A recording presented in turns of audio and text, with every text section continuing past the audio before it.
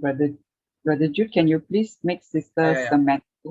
Yeah, praise God. Today is her off day. And also Sister Agape Jane. Praise God. Praise Praise God. God. Off day. Morning, morning. Wonderful. Hello, Praise Brother the Jude. Lord. Hello, Sister Jessie. Praise God. Hello, Sister everyone. Praise Samantha, it's God. so good to have you. Praise God. How good to see you. Praise Thank you, God. Jesus. Our- Thank you, Jesus. You heard the question that was posed? yes, what we did before wrong, the seed that we sowed before wrong, that we did wrong, now it has become a plant, okay, like a forest, or what we did wrong. So now, because the moment we born again, it stopped. We no longer sow that seed anymore. But in our spirit, it's become brand new, perfect. We now have the righteousness of God. But the old one, which is the mind and the body, is still old. So what we have sown, it becomes a plant, the forest, all the wrong thing is still in our life. That's why now we have to uproot it. Okay, so we're going to uproot what is old in our life because our mind is still old, still thinking the old way. So how do I get to renew my mind? By the word of God. So change the way I think and change the way I see things. Okay, so every time I see the old things, the old habits, the devil comes and remind me what I did wrong, what I was in the past. You got to use Matthew 18:18 to bind and cast out all those negative things. You no longer sow those seeds, but the devil keep coming and put thoughts into your mind and tell you and tempt you and accuse you and give you ideas and suggestions. That's why 2 Corinthians 10:5 tell you that every thought's coming, that's the seed. You don't plant it, you cast and bind it into the seed. Okay? And then when he comes and remind you what you did in the past, for example, in the past, we do many, many things, okay? That's our secret. And then he come and put in our thoughts. He say, okay, for example, in the past, think of horrible. I don't want to think of the horrible thing. Okay, in the past, you did something horrible. Okay, now he keep coming back and speak to you. Okay, that you are gossiping, you are tortured that lady, and now her life is so miserable and she's sick or whatever. Okay, that's just an example. Please take that as an example. So the thought keep on come back and give you those thoughts and make you feel so guilty and ashamed. So your job is to know the truth. So the truth is, before we were unsafe, we were all controlled. We were lack of knowledge. That's why we were destroyed. Because our mind is controlled by the devil. Okay, so now you know the truth. You got to uproot. You got to destroy those thoughts. You have to speak back to yourself, to your mind, to what the thought is giving you. You said, no, that wasn't me who was doing it. That was the evil spirit operate in me, make me do those horrible things and speak those horrible words to the people, to that lady, to my friend or whoever. And then you confess your sin. Okay, you said, God, what I did in the past, my words, my thoughts, my action, what I did in the past, forgive me. You have to use 1 John 1:9 to confess your sin so that all your unrighteousness forgiven. Remember, time doesn't cover your sin. You got to confess your sin. You got to bring everything to the light so that the blood of Jesus wash all what you did in the past. Okay, so now you are forgiven. Only when you believe, you are forgiven. But then the devil keep on bringing into my thoughts and say what I did to that lady. That's when your tests come. That's when what you believe. Are you believing that thoughts that it's telling you that you are that put guilt and shame into you, or are you believing that I'm already forgiven? That Jesus already forgiven me. And God have, now I am purified by the blood of Jesus. I am justified. I am purified. Justify me just as I have never seen.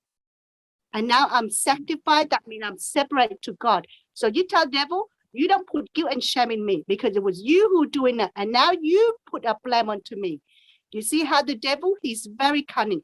He tried to point us to point finger at each other and onto ourselves. So the devil now is blaming on me, put guilt on me. So he's pointing finger at me.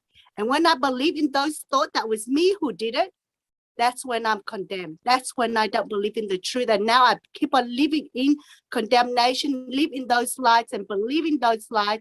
And that's how I cannot overcome. I cannot uproot the owl already.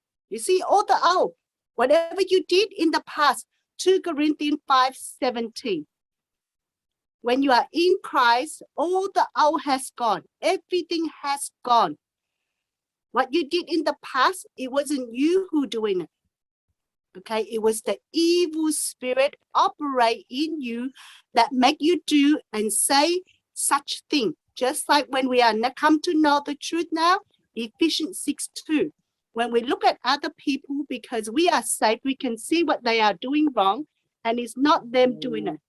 It is the evil spirit that is operating in them that is doing it. Sorry. You understand? You understand, Sister Jessie? Yes. Yeah. Yes. Sister Noni was asking that question. Sister, you understand that? How you have to uproot all the old? It's still there because the mind is not renewed yet. You need the word of God to renew. By the word of God, you uproot all those evil thoughts that you were doing it before. And can you show us a practical example, like taking, example of like, what was done? ABC was done. So how do you practically uproot that, for the benefit of everybody? Yeah. Sister Noni? Okay, Yes. So in the past, I always say negative words. I speak what I feel. I'm always angry at my husband, at my children. Okay, always get angry because the thoughts always talking to me that your husband did this, that he doesn't love you, he's doing this and he's doing that, and always accusing him, and always look at never look at the good side of anybody, always blaming.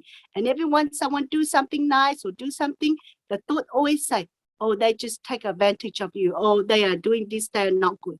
That was the thought that's always in the mind. Make me that horrible person. Okay, now that thought's there.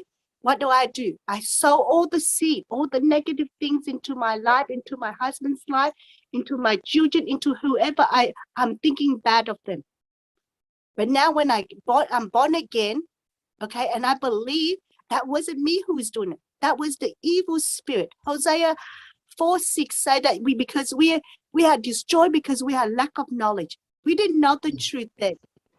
But now when we come to know the truth, that what did God say in Psalms 103:3? That all our sin are forgiven.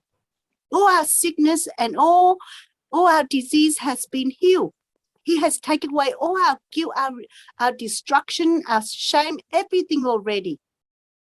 Okay, so when I believe that, and every time, so I start and sit there and I say, God, so I sit down and I thought to myself of all the things that I did in the past when I have memory, so what I did wrong. So I asked the Holy Spirit to reveal to me what I did wrong, because only confessing my sin, that means, what does it mean? Luke 8:17. Everything from the dark, everything that the devil asked me or tempted me to do, or everything that I was doing, and it's been revealed to me in the past, what I did now. So now I confess all that sin, what I did. So everything inside me, that deep inside me, no one knows. I have to speak it out and ask God to forgive me from my heart. And that's when I believe I'm completely set free. And then when I get up in the morning, the Holy Spirit give me Romans 4:7, that my sins are no longer put into account. That's when I know I'm set free. And that's when I know everything that I did in the past gone. And now the devil tried to test me back to see if I actually understood or understand the truth, that I'm actually set free. So he kept on reminding me again what I did in the past. But now I said, no, devil, that was you who is doing it. That was you who made me do those kind of things. Don't you put guilt and shame on me, because I'm completely set free, because the blood of Jesus has purified me, has justified me, and now I no longer belong to you. I'm now separate to God. I don't belong to this world.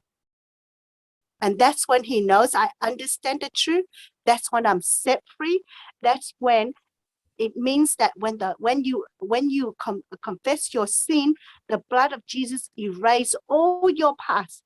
You no longer see them as a guilt, shame. You are like a new person now in Christ.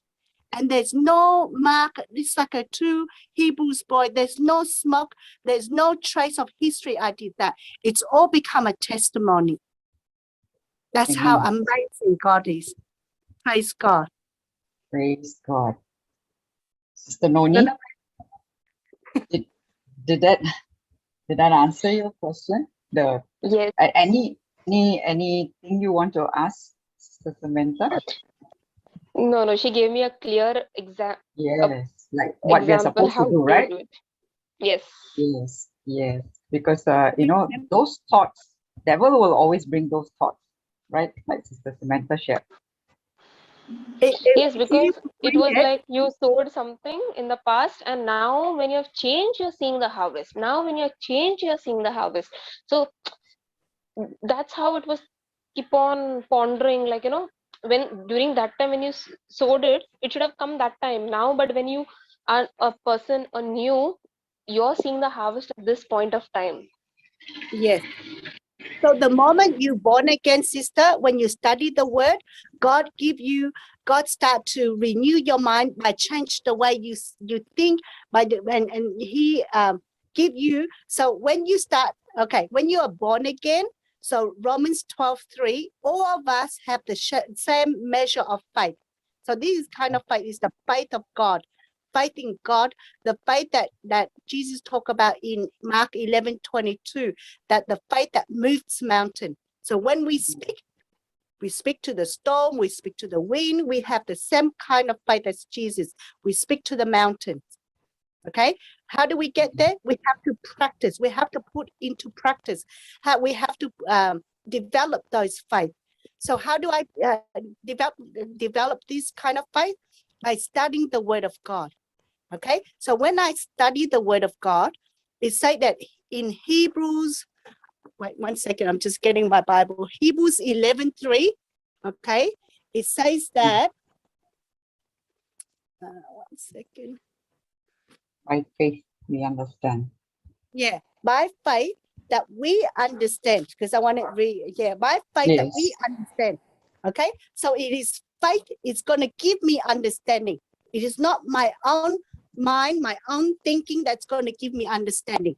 That's why God said in Proverbs 3:5, we do not lead to our own understanding. So when we have this kind of faith, this kind of faith will give us understanding how the word how the universe is created by the Word of God. So by faith will give us understanding and a revelation that how the Word of God create the world from the unseen, from the spiritual world into the physical world.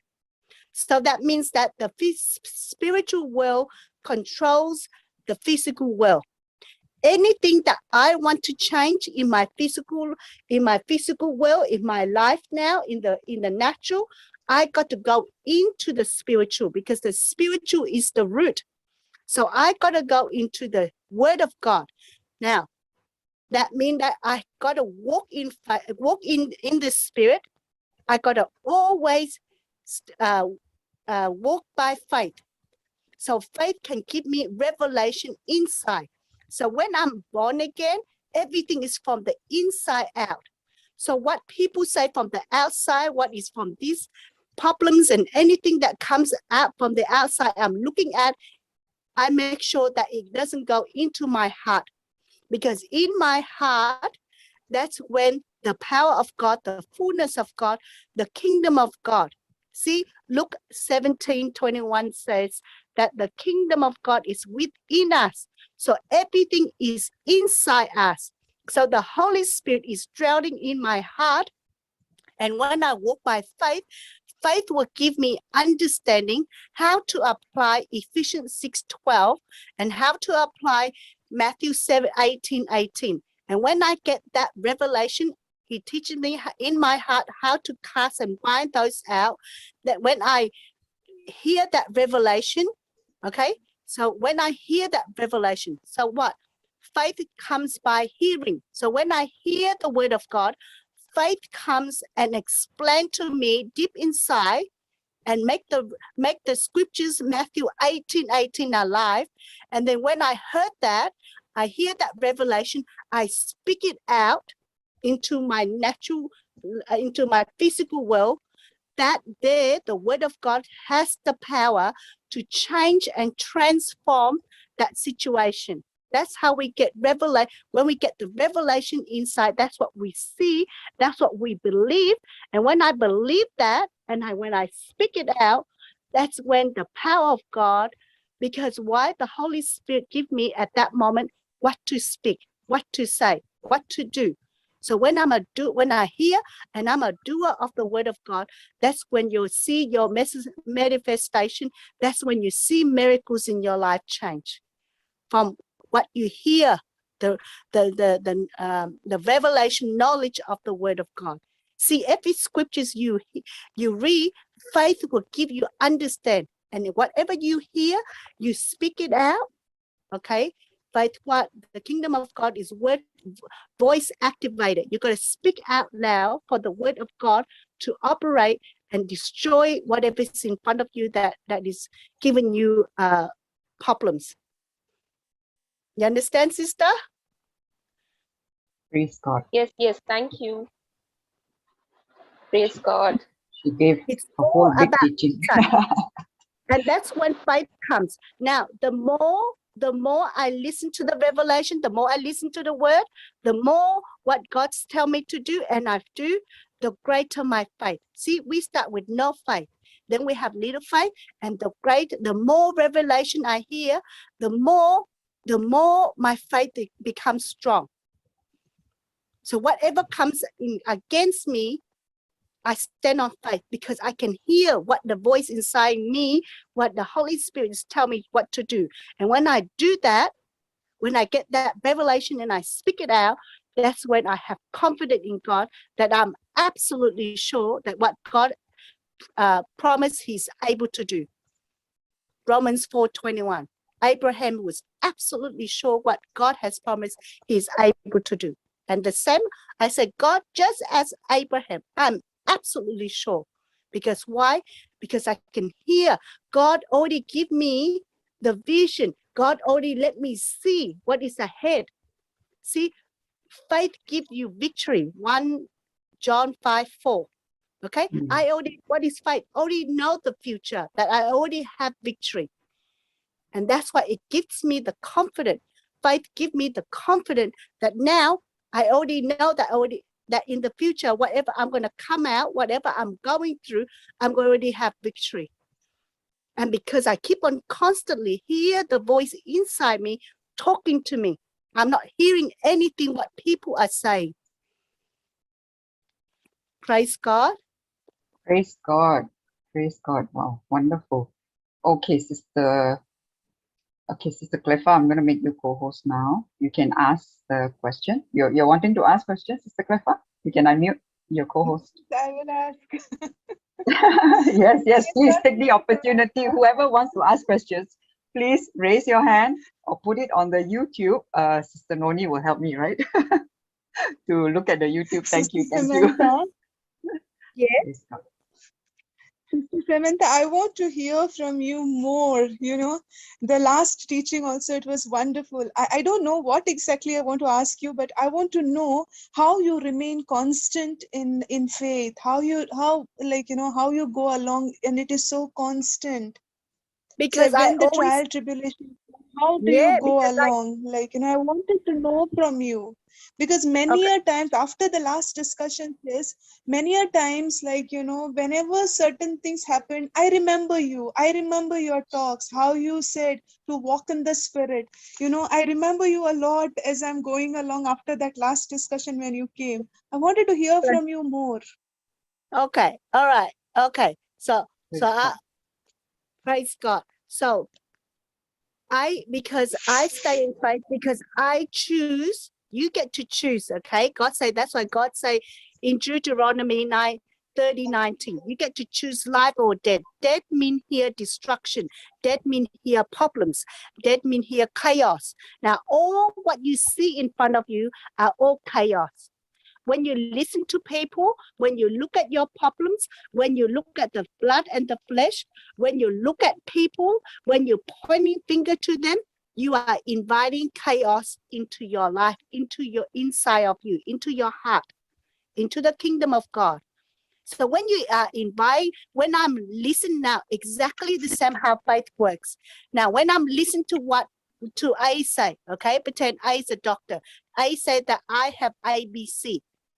If I listen to what the doctor say that I have ABC, now I am hearing, okay? When I hear what the doctor say, fear comes. The same way as faith comes. Fear comes, and now when I invite fear comes, fear now start talking to me. Fear start telling me that, you know, I have this problem. What's going to happen to my children? All these things that fear start talking to me. Now, when I listen to that fear in my mind talking to me, I'm now more fearful. I'm now stressed, and then because of I'm listening to what the devil is putting thoughts in my mind, he now gives so much pressure. So when he makes me speak, so he go and call your husband, go and call your wife, go and call your mother, go and call this and this people up. The moment I picked up the phone and I said to my mom, I have ABC. Now I just claim it. Now I own it. Now I open the door for the devil, because it takes 2 or 3 people to agree, then it shall be done. So when I open the door and I say, I have ABC, now I claim it. And then what? My symptom, my what ABC now getting worse and worse, because I follow fear and I keep on listening to what the lies and the facts of what people and the doctors are saying. I invite more chaos, more fear, more worry, more stress. At nighttime, the devil doesn't let you sleep. He talks to you the whole night, what to do this, do that. And by the morning, you are so exhausted, and he just drains all your energy. That's why he said, John 10:10, he comes and steal and kill and destroy. Either destroy your marriage, destroy your family, or he comes and steal your money, or he try to kill you by put you in sickness. You don't claim anything of this world. You don't belong to this world. You are now translate from the kingdom of darkness into the kingdom of light. Before we were saved, before we were born again, we were living in this darkness. Praise God. And now you are in the kingdom of light. That is the kingdom of Jesus, kingdom of light and life. You are now in the kingdom of Jesus. So what is in Jesus? A divine nature. So you got to know where you are. So I'm now in a divine nature. But to get to the divine nature, the tests always come. The tests come to what? To see whether I'm operating in faith or in fear. The moment I hear what God say, God, these people here, they're not my, God, you already healed me. I don't have this ABC. This is a test for me. I'm going to pass this test because I have a mind of Christ and a body of Christ. Everything touches me, die. 1 Peter 2:24. Matthew 8:17. Jesus already bore our sickness. There's no sickness or disease in me. And then the thoughts come. The fear will come and speak to me. The doctors come and speak. Everything else come.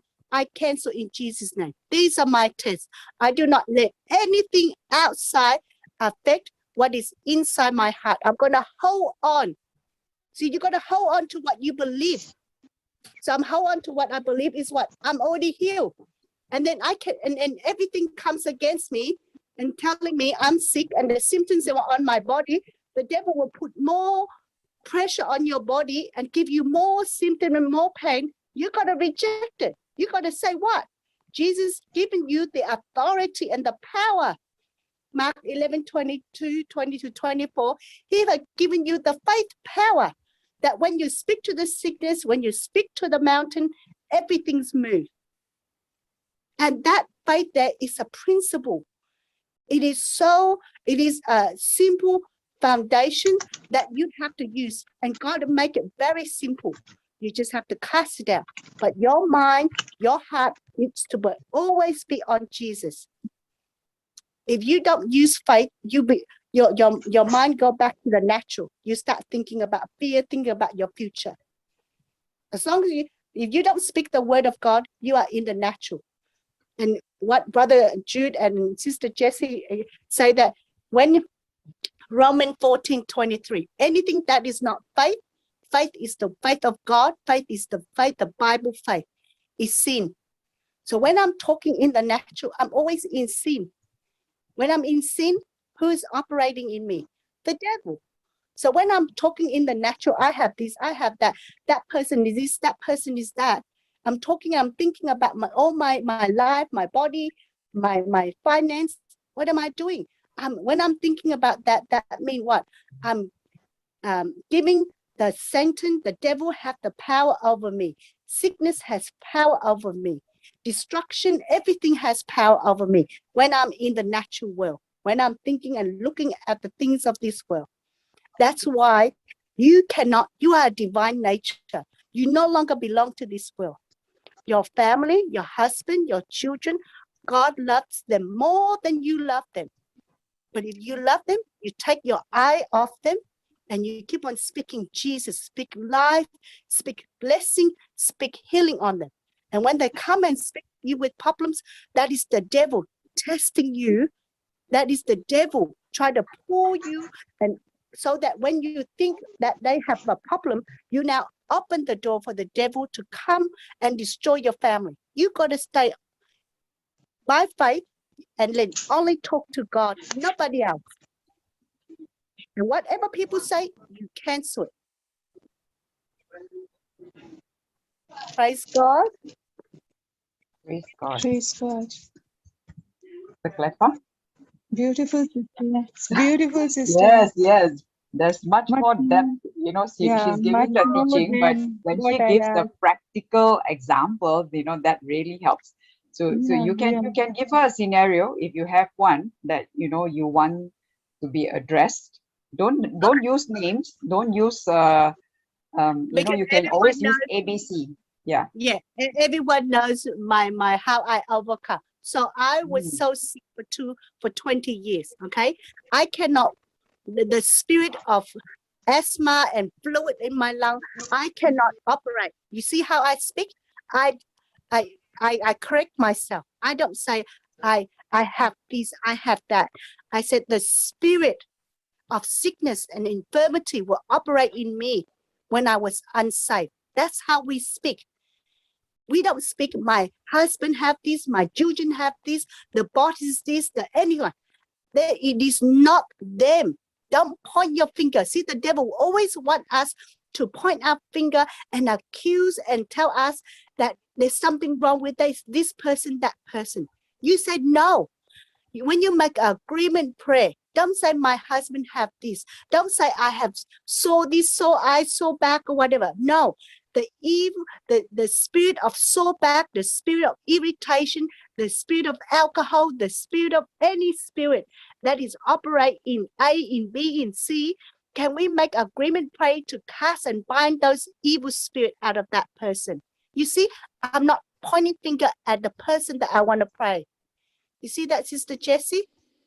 Don't say that my husband has A, B, C. Can we make an agreement prayer? Because in your heart, that's what you believe, that he got A, B, C. And when you speak in the natural, you already claim and own that he has A, B, C. Therefore, the prayer doesn't work. Because you are speaking in the natural. Your mind is still in the natural, looking at the problem, looking at the symptom. You got to separate it. You say, you got to point the finger into the right direction.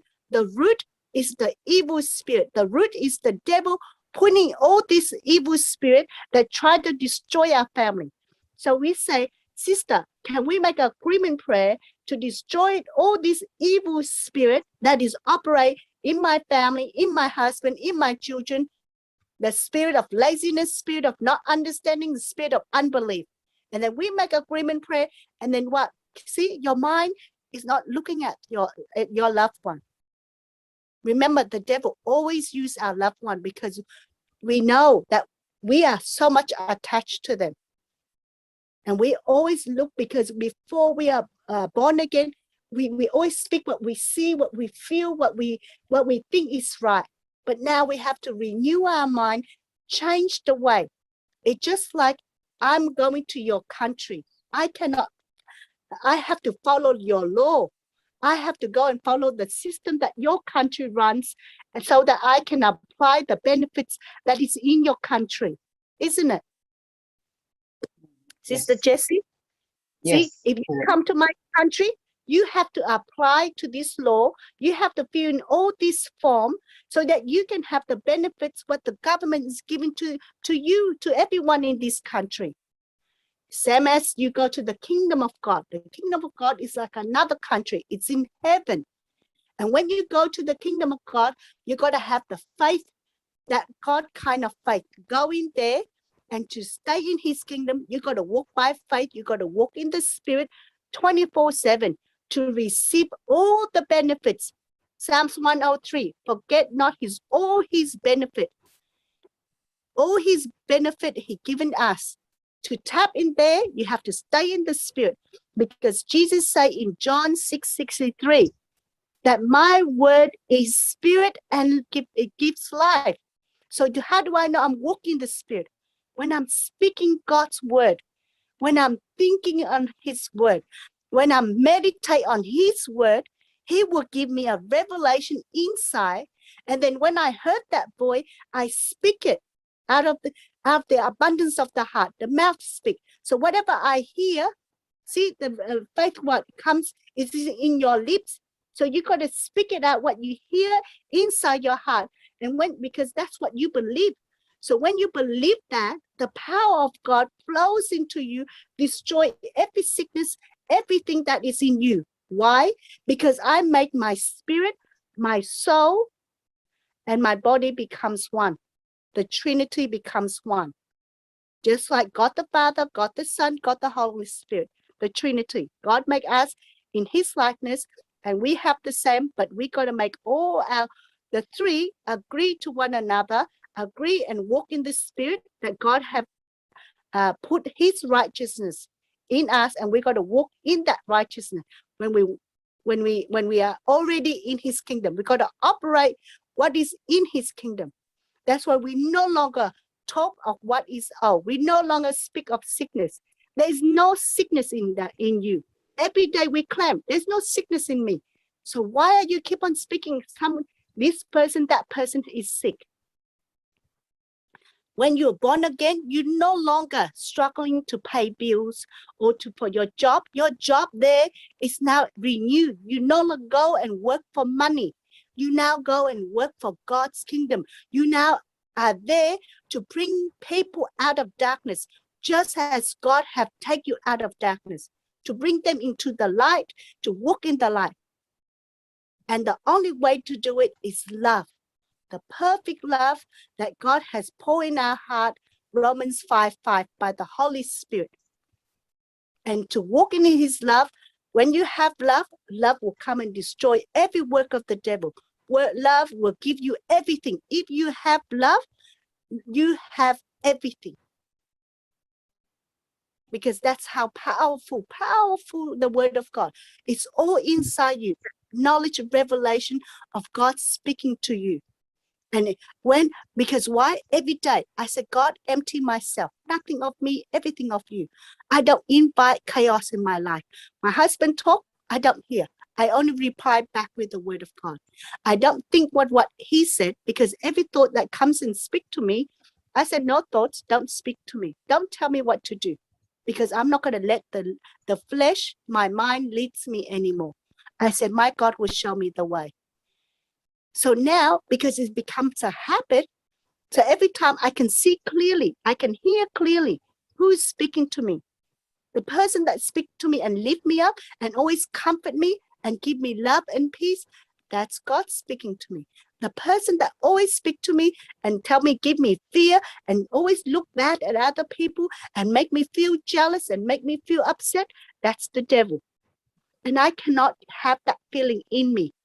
I got to let the fruit of the Spirit, Galatians 5:22, flows into me. So wherever I go, that fruit, I'm bearing, I'm having that fruit, and I give that fruit to everybody. Praise God. Praise God. Praise Sister God. Samantha, there is one question on YouTube. Then how do we be around others if we always have to be with ourselves and only with God?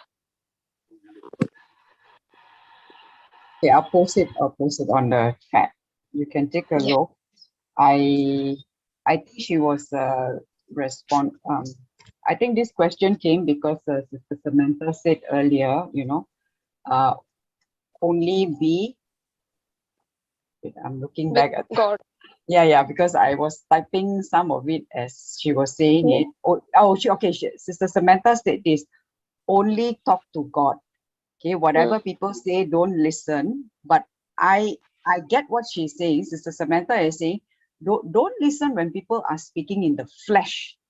They'll be telling, this person said this, that person said that. They sometimes, you can even own family members, you can be hearing, A complaining about B complaining about C, and then C complaining about A and B, and blah, blah, blah, blah, blah. You get all that, but because I have spoken to Sister Samantha before.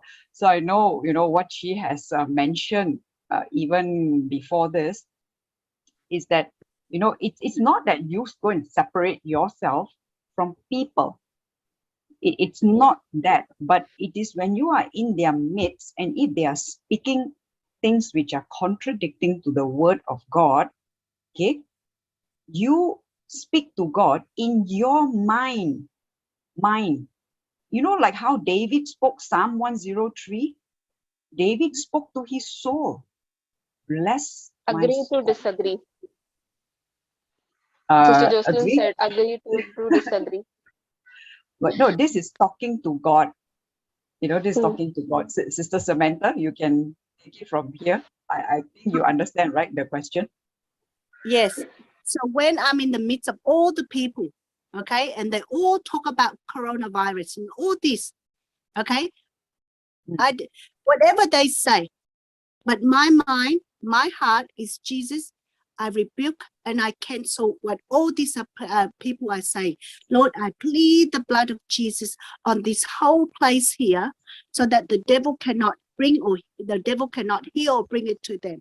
I speak death to coronavirus, Lord. There's no coronavirus. Everyone touches die instantly. That's in my heart.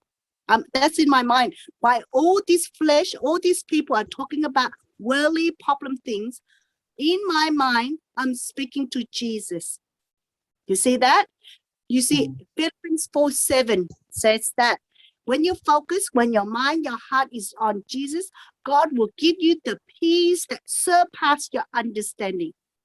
So when I'm in the midst of everyone, blah, blah, blah, when I'm in court, wherever I go, my mind is my heart.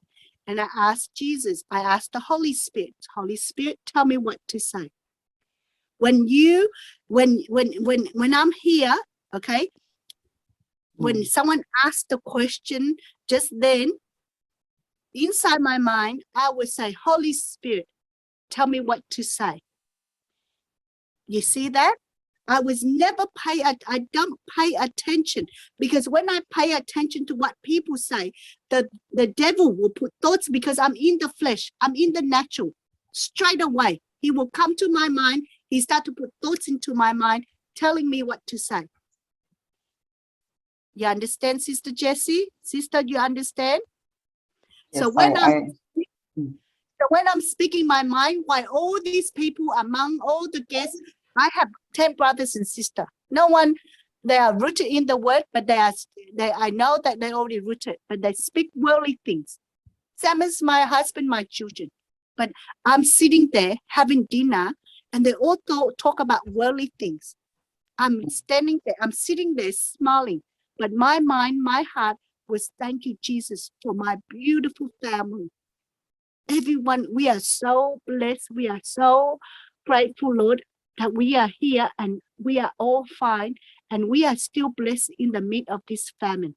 You see how I'm doing it? They're talking worldly things. I'm still sitting with them. I'm smiling, but my mind, my heart, always on Jesus. And that's when my mind, my heart is always full of love, of joy, of peace.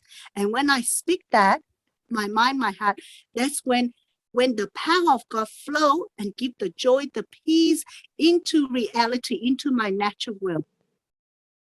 That's how my husband, my children, they all come out. And when they speak anything, I said, devil, how dare you use my husband to talk to me like that? So every now and then he gets angry. Okay, now that's your test. The whole Bible is got nothing to do with your husband, your wife, your children, your boss, or the people outside. The whole Bible is between a relationship between you and God, how you stand by faith no matter what.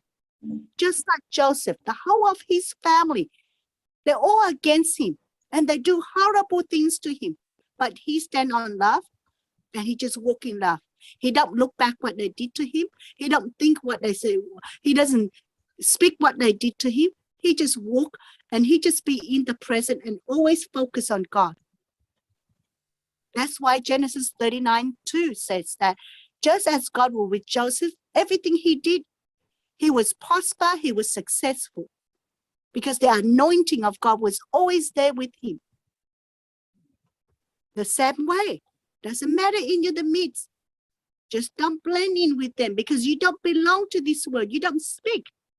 And when I tell you, because you have the truth and Jesus already have the victory. He already defeated the devil. So if the devil is using your husband to attack you, to speak all these words, you have the power.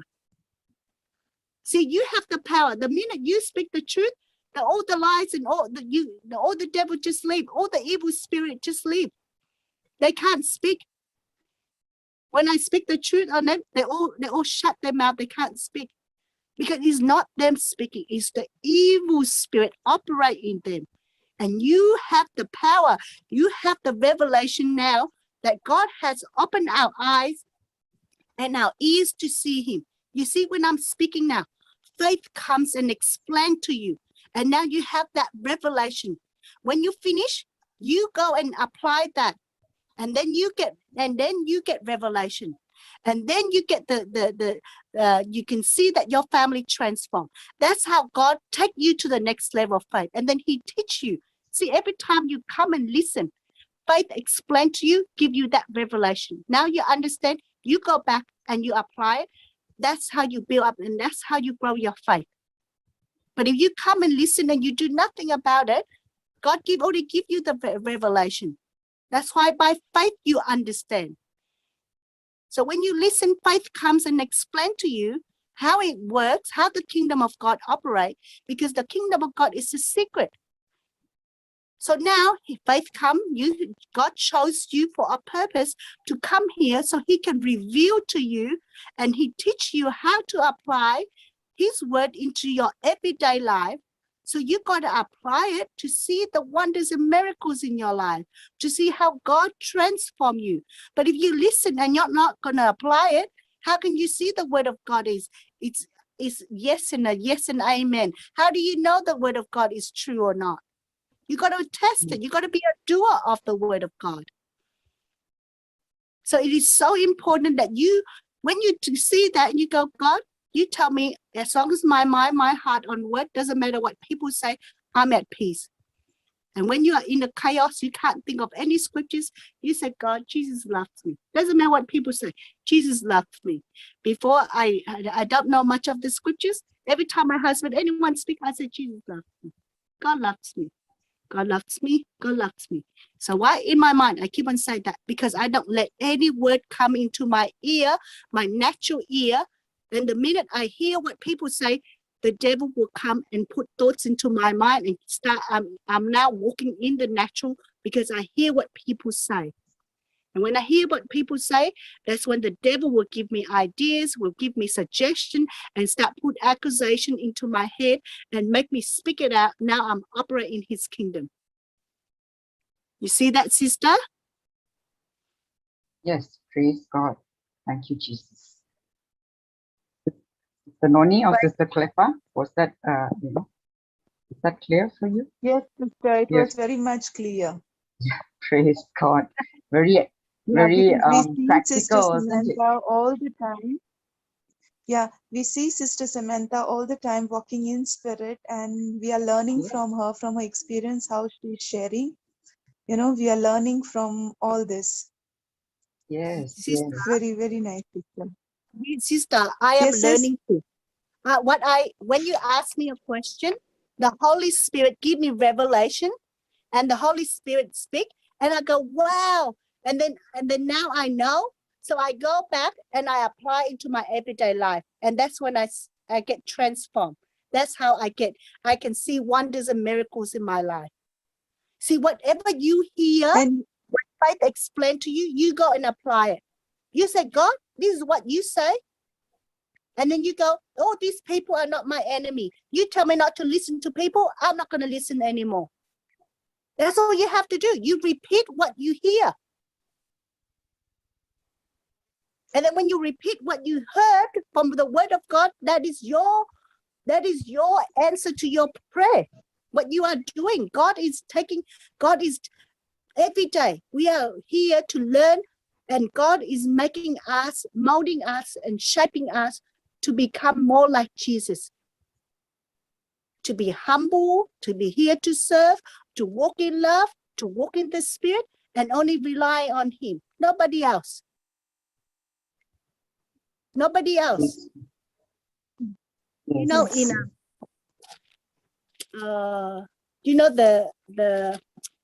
I explained to you through the Bible where it say, I think John 5 about the healing in the pool.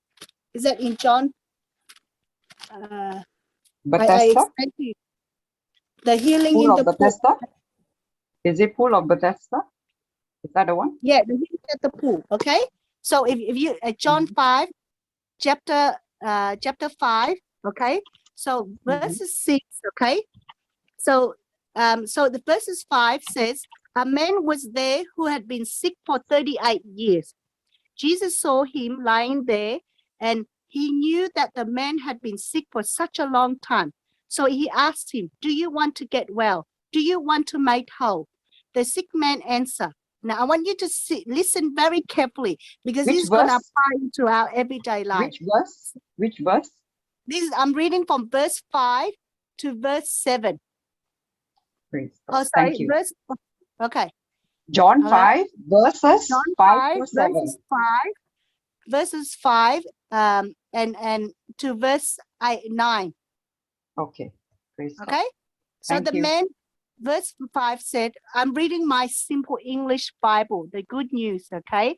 Because before I come to know the word of God, I don't even know anything about the Bible. I don't even know what is the Old Testament, the New Testament. So this man gave it to me, a children's Bible. And then I just hold on to it and I highlight every single page. Even whatever I learn, I highlight it.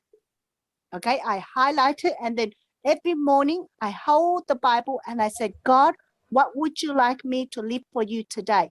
So because my Bible is full of highlight, that particular verses there that I put my eyes on, that's what I live for God that day. And every single moment when anything comes, I speak that verse only. And I make that verse become alive. And when inside me, it gives me revelation, then I speak back. And then the word of God then take me out of fear, take me out of worry, take me out of stress. Remember, the word of God is joy, is peace, is love. And if you notice it, when you listen to the word of God, it gives you peace. So you need to be always in the word to give you that peace, because Jesus is the word. Yes. And the word is alive and active and it's powerful. And Jesus is live among us. All in John chapter verses 1:14 to 17. And full of grace and truth lives among us. Jesus lives among of us. That's why when you say 2 or 3 are gathered, he is in the midst of us. He's in the midst of each and every one of us now. And he knows our heart and he knows what we've been through. Okay, so let's go back to the verse 5 and how it's related to our everyday life. So this man here, he'd been sick for 38 years. So he's been sick more than Jesus. Jesus was only 33. So he was sick before Jesus was born. Okay, now he'd been lying there and Jesus saw him. And just as we are now, we are all have our own situation, our own tests and tribulations, okay? And Jesus can see, so he can see what we are going through now. And he knew the man was sick for such a long time. He asked him, do you want to get well? Do you want to make whole? And the man answered, sir, I don't have anyone here to put me in the pool when the water is stirred up. Why I'm trying to get in, somebody else get there first. You see how the man answered? He's looking at the outside. He's waiting for someone to help him. He's waiting for people to take him into the pool. He's waiting someone to give him the answer. But every time he goes there, somebody always go before him. You see how in the front of you, in our everyday life, when we rely on people, if they feel like it, they do it for you. If they don't feel like it, they're not going to do it for you. No matter how much you wanted them to do it, no matter what the doctors say, you are always in fear, in worry, because you don't know that person's going to help you all the way through. Okay? And then the sick man answered. So he was looking at the outside. That's what Jesus is doing to our life now. He's asking us. He's bringing us here now. He said, do you want me to help? So what is our excuse? Oh, I'm new, I'm just in the word, oh, I'm too busy, oh, my husband is, my wife is this, my children is this. Do we have an excuse? Or do we just say, Jesus, open my mind, my heart, so I can understand, so I can see you, so I can know you? Which one are we saying in our mind? See, God's read our hearts. No one, not my husband, my children, no one can know what is inside you. Only God knows what is inside you. And when that inside you, that inner man that you are talking to yourself every day inside you, when you are cooking, there's a voice talking to you. Now, who are you talking to? Who are you having an intimacy with? See, deep inside me, my inner man, I'm always having a relationship with Jesus. I'm always put my head on his shoulder, my imagination. And I'm always thinking all the things he did for me and how much he comforted me. You see, before I'm always waiting for my husband to say nice thing to me so I can feel comfort.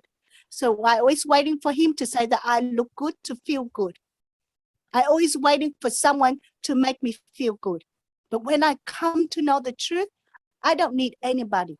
I need the Holy Spirit. When my days are down, I tell you, when my brother got married and my sister bought all new clothes, okay? And I'm now in the word. So that's what the devil is using my sister and attack me. Oh, look at your sister. They all wear beautiful clothes. They're all doing this, all doing that, and everything. And now you are now, why are you not wearing nice clothes? Because I'm in the word. I don't need to look beautiful. God already make me beautiful. So I'm in the word. And when you are in the word, you don't want to spend money like I used to spend. I used to be a shop alcoholic. I would buy a top for $500. But now I don't want to spend that because I know that is not from God. And God has taken me out of that already. So I don't buy anything. But deep inside, I said, Jesus, thank you for making me beautiful. Okay? So I asked God to comfort me and make me beautiful. And when I say that, because I'm walking in the Spirit, God make me feel so confident inside that I'm so, and then he make me radiance to the outside, and he make me glow that when I walk, everyone, instead of me looking at my sister, now my sister looks at me. And then that's when I know that I don't need anybody to make me beautiful, because I have God in me, the confidence that he puts in me. All I do is ask. I said, thank you, God, for making me beautiful. And throughout the whole day, that God, that confident in God, not confident in me, make me stand up. Because why? God say, Matthew 5:16, you are the light shine before men. When you walk in love, God will shine you up. God will put you the head, not the tail. God treat you like a royal because you are his child. He is the King of kings. All you have to do is always be grateful, be thankful, always focus on him. See, God give us everything, and Jesus is the solution. Jesus pay everything for us, and all we have to do is keep our mind, our heart on Jesus. And every time we open our mouth, we only speak Jesus. Anything else, we don't know. When you don't know anything about the world, you say, Jesus, you take care for me. Everything you take care for me, Lord, because I can't see. I don't know what I'm doing. Jesus said, John 15:5, you cannot do anything without me. So why are you doing on your own? Why are you starting with I? Why are you looking at people and waiting for people to make you feel better? Wait for people to give you money? Wait for people to, your husband, your wife, to bring money into your account? And then God is your provider. Because the minute you are looking at your husband, you always think he has to have a job. We need money for the children, for everybody else. No. You say, God, you're my provider. I only go to men. I owe no man anything except love. So I tell my husband, I don't owe you anything except love. I come to him only to love him. Anything else, I said to him, anything else, God will take care. And when I need anything, I open my mouth and ask. And when I ask, I believe, and I just receive, and I forget about it, and God bless. And he sees it. All my family, my children see everything. And when the other day, I asked my son to do, because now we have a restriction, we have to fill in the form. And I said, my son, can you fill in the form for me? He turned around, he said, why don't you ask God? And then I turned around, I said, God asked me to ask you to do it for me. And then we all start laughing. My husband said, now you can't answer that, son. So God asked you to do it, you do it for your mom. Praise God. See? You bring joy, but when you ask like that, the joy in their heart, they don't feel anything. They don't feel a burden. They don't feel anything. So let's go back. So that means that we don't rely. And Jesus said, get up and pick up your mat and walk. You see, you only need Jesus. And Jesus is inside you.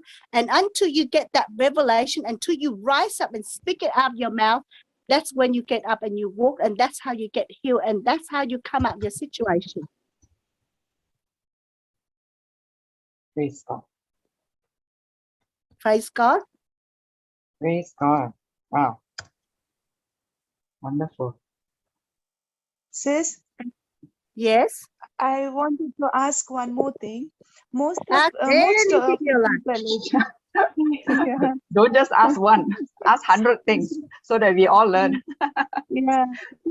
Yeah, since you are ministering to many, so I wanted to know from you, since many of them, they go through the troubles, trials, and that trouble trials, when it lasts for more days, when the person is in pain, or when they see the suffering, and it is for a longer period, so that is the time the person wavers, right?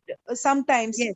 who is not in the word, or like, you know, even some who are in the word of God, their attention goes on the sickness or on the pain.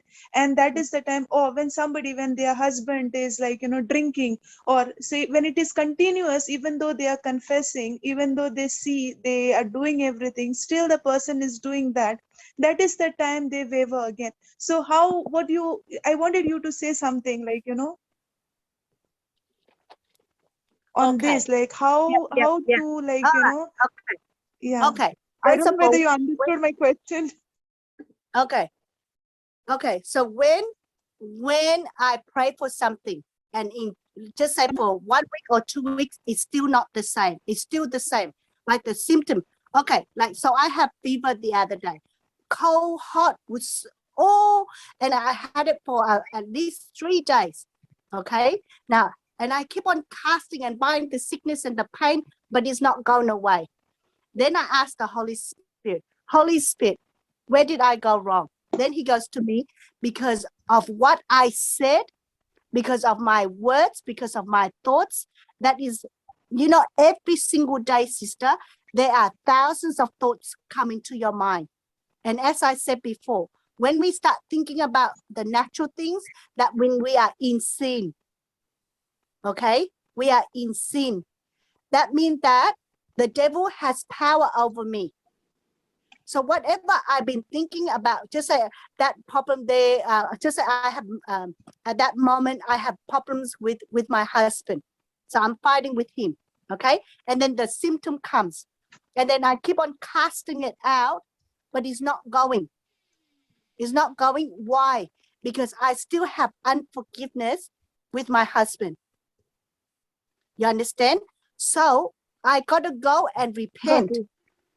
So whatever, if you pray for someone and it's still sick, that means that person or you are in faith. That means your thoughts, because your thoughts keep on thinking that person A is still sick. Why is he still sick? Because you are thinking in the natural mind and you are doubting God. Why? Why is she still sick?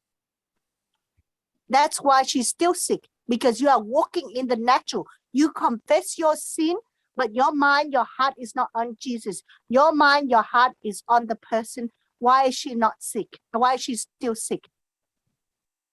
You understand? So when you pray for someone, and when I'm praying for something, why am I still coughing? Why am I still doing this? And I said, that means I got to repent. So when you make a prayer, it is so important, okay? This is very, very important.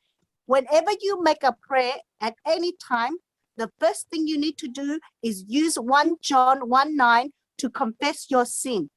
So Lord, forgive all my sin, my words, my thoughts, my action. Anything that is not aligned with your word, forgive me. Okay? Whoever I hurt, or anyone, any intentionally or not intentionally, forgive me. That moment there, sister, what you did or what you think or what you said 5 minutes ago and the past is now erased by the blood of Jesus. Now you can come to the throne of God, because now you have the right standing with God. That's when your prayer is effective. You understand? Okay. You cannot go and resist the devil. You cannot go and resist the sickness and the devil, okay? While you are still walking sin, while you still have darkness in you. Because you still operate in that kingdom. That's why he's still hanging around. Correct. That's why sickness is still there. Because your natural mind is always looking at the problem, looking at the person. You have to turn around and say, Jesus, I don't know how, I can't see. Because I know she's already healed. You understand? Yes, I understand, sister. The moment you lead to your own understanding, you will get nothing from the Lord. James 1:6-8, it said that when you pray, you must believe. And if your mind is like a wave in the sea, that means it never settles. It's never at peace. And if you have double-minded, why is she not? I'm praying, but why is she not healing? And then you look at the natural. The minute you look at that and you say why, and you look at it and you let the mind thought to you, she's not healing. that's when you receive nothing from the Lord. Because you see the word receive, God already give it to you because of what you think in your mind, you are not receiving. Because your thoughts, Proverbs 4:23, shape your life, shape all the life that you, the people that you are in front of you, that you God bring into your life. What do you see in them? Do you see alcohol in them? Or do you see love in them? Do you see anger and violence in them? Or do you see love and blessing in them? Do you see that your children have the spirit of excellence? Or do you see them as always not behaving and not good at maths or not good at English? And whatever you see in your mind, that's what you make them become. And that's what whoever you see, if I see love, God will come and give them love. If I see them are sick, they will become sick because because your mind, you have agreed to what the mind is telling you, and you now operate in the kingdom of darkness. That's what he brings to you. You understand? Now, whatever you are praying for and it hasn't come yet, you say, God, where do I go wrong? So when I pray for when I walk through my trials and tribulations, I have so many. So God, take me out of depression. God, take me out of fear. God, take me out of my health. God, take me out of my marriage crisis, and then my finance. It was always struggling. I said, God, where did I go wrong? I asked the Holy Spirit, where did I go wrong? Then he turns into me, asks something, and then he put on, and somewhere I just turned on the sermon, and I was listening because I have all the idols in my house. I used to have dragons in my house. We went to Hong Kong and we bought a pair of dragons, and it cost $5,000. And the moment I heard that's evil, I throw it in the bin. And to this day, my husband doesn't know. I said, God, let it be like Moses. He will never come to know where it is. Because why? It's evil. Whatever you kept in, see, you got to know, if you praying for something for so long, it hasn't happened. You got to ask God, reveal it to you, give you revelation, tell you where you go wrong. And when that thought's coming to you, that is what you need to do. So you go, you stand up, you be a doer. You walk by faith and you be a doer what God say. And when you do that, that's when blessing come back to you. Because you still operate in the kingdom of darkness. You are still walking in this human nature. And until you take yourself out and believe that you are now a divine nature, there's only divinity, there's only peace, joy, love in you. And that's what you believe, that's what you have. That's all I believe. God, I can't see anything else. Every single day, all I see is you. If I have you, I have everything. Every day, your goodness and your mercy follows me. Whatever I did wrong, forgive me, Lord. See, when you do something that you go, oh, I did that wrong. And now your guilt, your shame, and you fear that the police or something that's going to give you a fine, you say, God, whatever I did wrong, forgive me. Straight away, you are forgiven. Now God comes and take over, and you just stand there by faith, and everything else will work in Jesus' name. Amen. Praise God. Praise God. Praise God. Yeah, is that clear, sister? Sis, I wanted to ask you something. Yeah, sis, I wanted to ask, you know why I asked this question? I see one family, the mother is into the teaching, mother is listening, she is listening to the word of God, practicing it, but back at home, she is here, okay? So back at home, she sees her family, her husband, her son. The fact I'm saying is they are fighting and the son is leaving the house every time and sister, there is a drinking issue. Sister, The fact. you said the evil Sis, I said spirit. the fact. Sis, The fact. okay. But learn, Okay. don't speak facts. Speak in the prayer so that it becomes a habit. You said the evil spirit is still operate in the family. Yeah, okay, you know what I'm sorry. saying? I cancel my word. Yeah, Yes. yeah.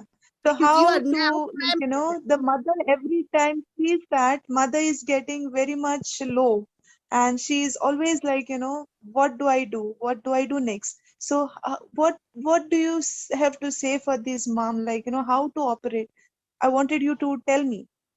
Okay, sister, when I pray for you, when I pray for everyone, okay? Because I believe, I don't think back, I know you already received it.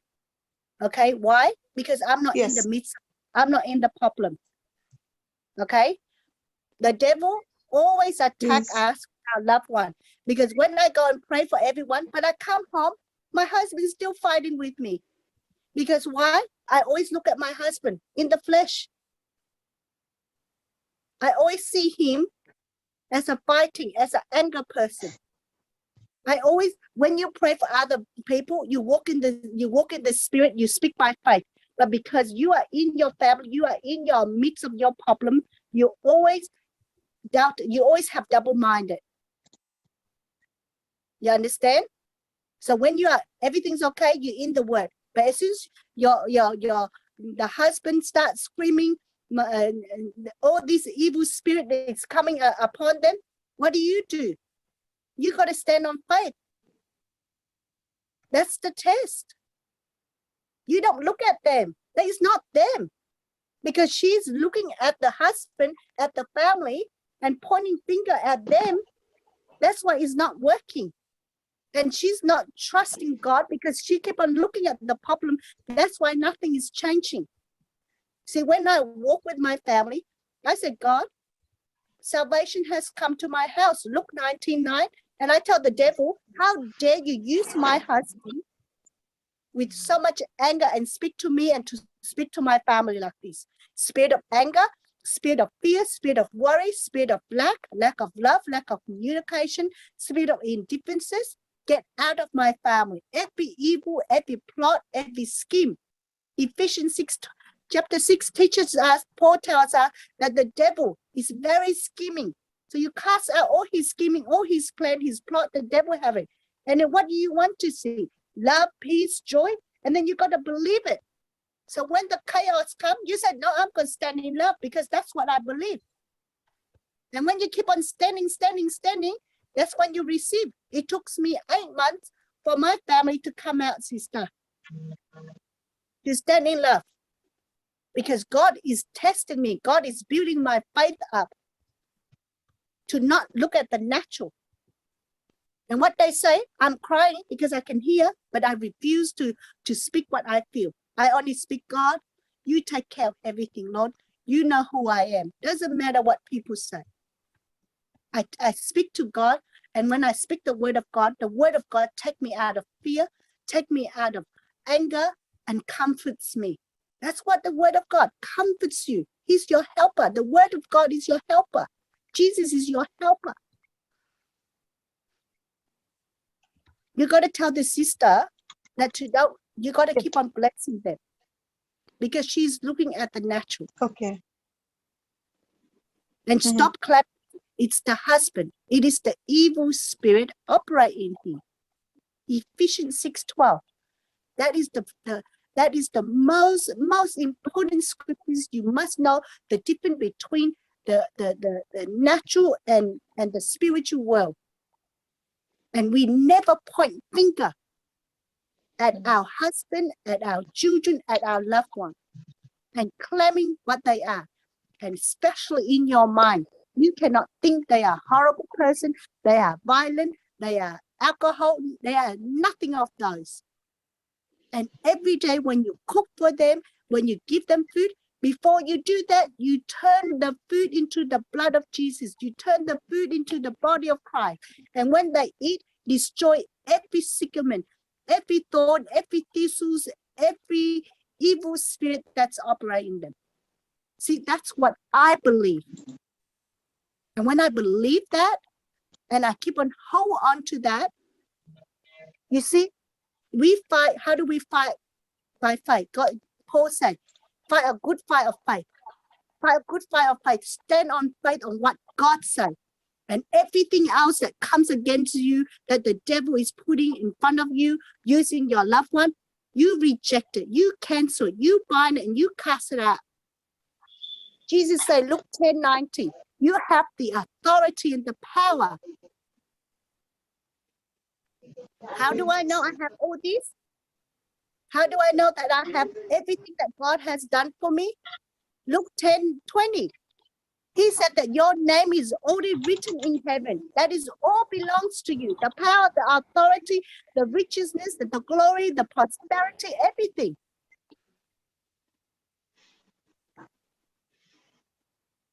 Praise God. Praise God. Praise God, Praise Sister God. Samantha. Yes.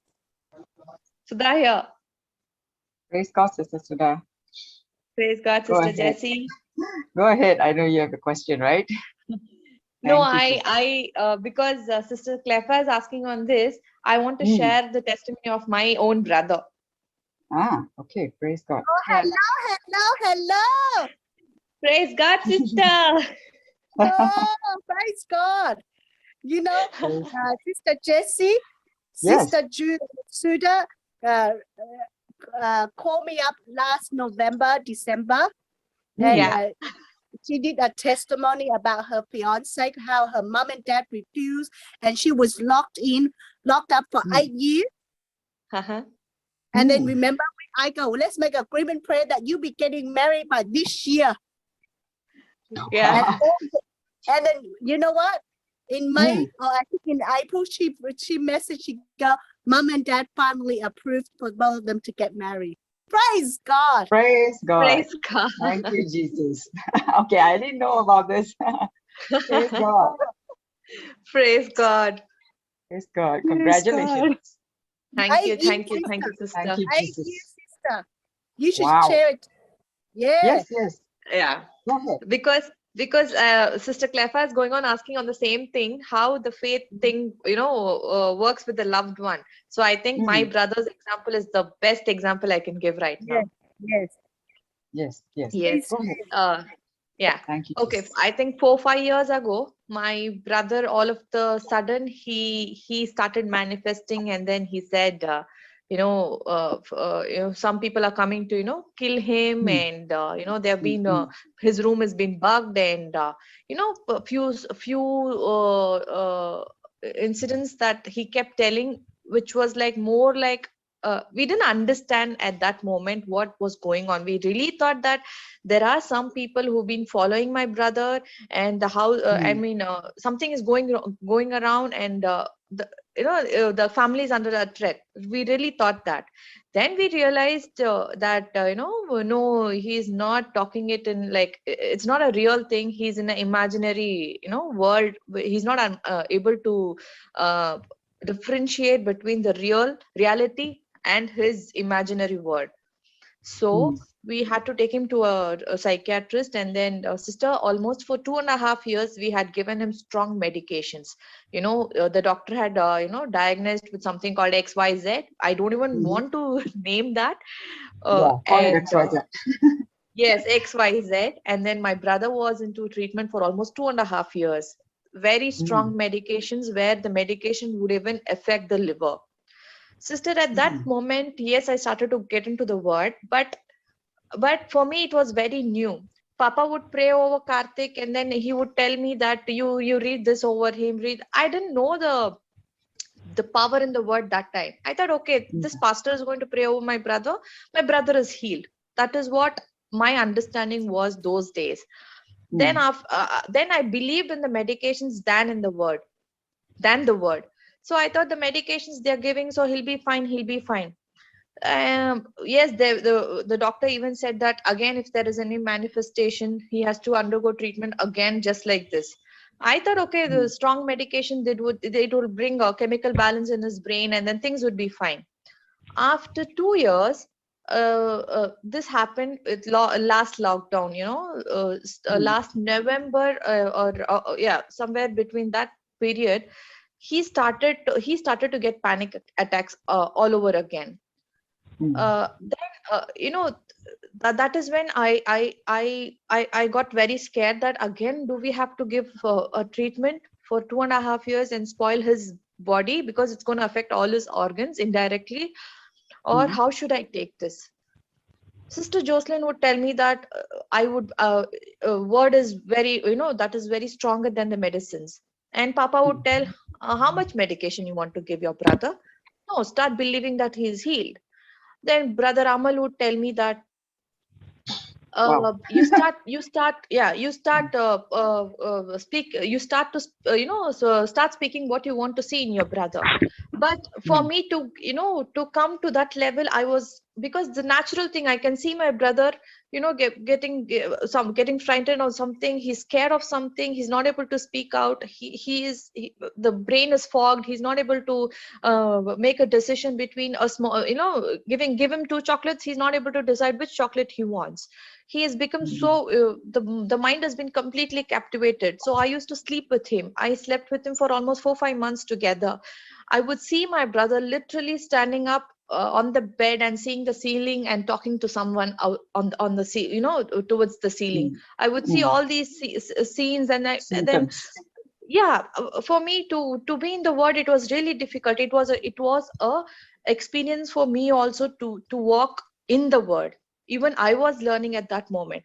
Then I called Sister Samantha. Sister Samantha told me, she gave me one homework. I give this homework to everyone who call me now. She told me, next 3 months you're not going to talk about your brother's symptoms, no matter what he's going to do. No matter what he's going to do, next 3 months you're not going to talk about the symptoms. You are just going to talk your faith, just the word. Sister, yes, initially first few weeks I really felt very difficult. I used to call her back again and again. Sister, he's doing this, he's doing that, he says he's going to commit suicide, he's doing this, blah blah blah blah blah. She would not take the second word also. She'll say, I'm going to cancel everything you're speaking. I am not going to take it. Just speak the word, just speak the word. Sister, for 1 month I really suffered. I started to have this restlessness. I would not sleep, I would get panic attacks. No, the fear is also contagious.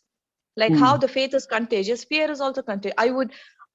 Because he's acting like that, even I would start acting. I would not sleep. Even with smallest sound, I would just wake up just to watch over my brother. Even if he's walking out of the room just to drink water, I would doubt in my heart. This guy is going out of the house. He's going to do something. This guy is doing this. This guy. And I would just sit and think what this guy is thinking. Is he thinking something good or bad? Again, is he falling down into this? So I was double-minded. I couldn't, speak what I want to see. I was still there was a major battle in my mind. Sister, then I slowly started, like, if I'm going to fall with him, the whole family is going to fall down. Because I can't share this with my mother or my father, because this, whatever he's speaking, it is little hard for a mother or a father to take it. He said, if I do something, please take care of my mom and dad. All these dialogues were a little hard for a mom or a dad to take it. So I used to take it all alone. I used to be with him, and he understood. I started to give love to him. He wanted love. I started to give him love, sister. Just love. No matter what he did, no matter what he spoke, I used to not stop him. I would let him talk to me. I know it is not him, it is the devil which is making him talk so that I will fall down. He would speak. I would just give him love. Then at one point of time, night, around somewhere around 1 or 2, he starts crying, holding my hand. He said, I don't know what to do, help me out. I said, Karthik, since you have opened up now, I'll tell you, no doctor in this world will help you. No human being can help you at this moment. Only person who can help you is God. I made him confess Luke 4:18. He started to confess. Back to back, 10-20 times he did confess. Then I made a call to Papa Johnson, and then Sister Samantha prayed over him. Yes, he was still in a confusion. Slowly, I didn't push him. At this moment, if we push them, they're going to get pressured. So I didn't push him. I let him, take it slowly. Because even I was there. Word didn't enter into me just like that. It took years for me to get the clarity of it. Then I made my brother, whole night he would, I used to, I have a habit of, I have 2 phones. In one phone, JCILM radio is running 24/7. So he started to, give attention to that radio. Then he started to like, he didn't like Papa Johnson's voice, because it was rough, and then he was in a very low mood, and then he couldn't take it. Papa would suddenly scream, and then that would bring a panic attack to him in the midnight. He started to like Sister Jocelyn and Sister Florita's teaching. So every day I made sure that he would attend Sister Florita's teaching. He would, he would sit with me, but yes, attention would go here and there, but something would enter into his heart, something. So slowly he started to, the whole night he started to listen to Sister Jocelyn's, I first started with how to come out of fear. That was the topic I played over and over and over, again and again and again. Then after a few weeks, I changed it to confidence, how to build confidence in the word. Then again, after that, I kept changing the topics, like how Papa was telling me, you should go one after the other, you have to build him up. I started to do that, sister. Slowly, one by one, all his fear. Yes, he used to manifest in front of me. I used to rebuke those spirits. Back to back, I would rebuke, and then I would speak out. I would say, no, whatever I'm seeing, I'm canceling it. My brother is a blessed, blessed, blessed man. He is healthy, he's anointed, he's powerful. This was my mantra whole day. Whole day I would say this. I would bless my brother. Every time I see Karthik, I would say, you're perfect. Nothing is wrong with you. Nothing is wrong with you. You are a genius. I would always tell this to him. And I even the name in my phone I have saved as Genius. I always tell, you are a genius. You are a blessed man. So Karthik, initially he would say, stop saying this. It is irritating me. Then slowly he started to accept it. Slowly his thoughts changed. Then, I used to play affirmations of Christ all the time. And then whole night you would listen to worship songs. Sister, slowly he himself asked me, play this, play that. Then he started to sleep. His problem was he had sleeplessness. He would not sleep for more than 10-12 days, and then he that's where everything will start. So listening to the word, you know what the Satan does? It's better you sleep rather than you listen to the word. So he'll put him to sleep. That's what he used to do. So he would just sleep off listening to the word. The next day, he slowly there was improvement in his talk. Slowly the confidence built in him, and then he started to he started to go to work, and then he started to talk to people. Things changed in his life, and sister, today he's doing so good. He's so joyful. Praise God. I've never seen such a happy person in him all my life. He's such a joyful person, very humorous. He's a person with a golden heart. We had this Raksha Bandhan here 3 days back, where we celebrate the relationship, the bond between our brother and sister in India. Sister, he is doing all this trading and thing on his we didn't know that he's doing all this business personally. He said he got some profit, and he got me a diamond earring. It was a surprise to me. It's so nice to see my brother grow into a very responsible man.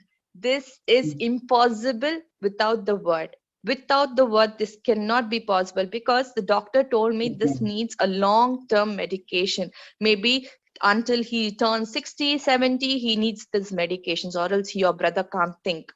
This is what the doctor said. Praise God. Wow. And every time when my brother would manifest, I would think, okay, what the doctor said was maybe true. Then after this, even I was fighting, sister. Even I was growing at that moment. Now after Karthik coming out, I am getting so many messages on people who have similar problems. The Holy Spirit is leading me to such people who have got similar problems.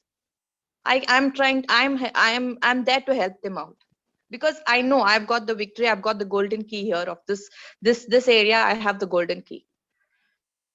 Amen. Wow. Amen. Wonderful, Amen. wonderful. Amen, Praise sister. God. Amen. You Praise see, God. I think earlier the sister asked why our prayers are not being answered. You gotta fight. You gotta stand. You gotta James 1:12. You gotta hold all the way to the end to see the rewards. Yes. And Sister Sudha and I, we hold all the way to the end. We fall, but we stand up and we keep going. Yes. Look That back. is the key, sister. Many of us, we fall and then we think, okay, we need some, we can't do this. We need someone else to help us out. No, No. that problem is for us, and only we should walk there up till the end. There's no one who can walk with us. You need help for this. The people are in the spirit. You know what I mean? Yes. People are walk by faith to help you, to take you out. But you don't ask the world to help you. Yes. You don't ask anyone to help you. And what do we do, Sister Tuda? All we do is speak the word of God. We change the way we see Yes. you change the way you see your brother. I change the way I see things around me, because I know I'm blessed. I'm Yes. happy. I'm victorious. I'm a child of God. Yes. That's all Yes. you have to believe. Amazing, isn't it? Yes. And then and look at what God did for all of us. He's taking us from one level to the next, isn't it? Look how much our faith grows now. Yes. That's when next time when tribulations come, we're not going to fall back to the way we used to do. Because why? God has taken us out already. He's taking us to the next glory. Yes. For us to Amen. go to the next level, sister, you know what? The changes started to happen only when my mind went into the rest. Yes. When I was double-minded, nothing changed. Nothing changed. James 6:18. You receive nothing from the Lord.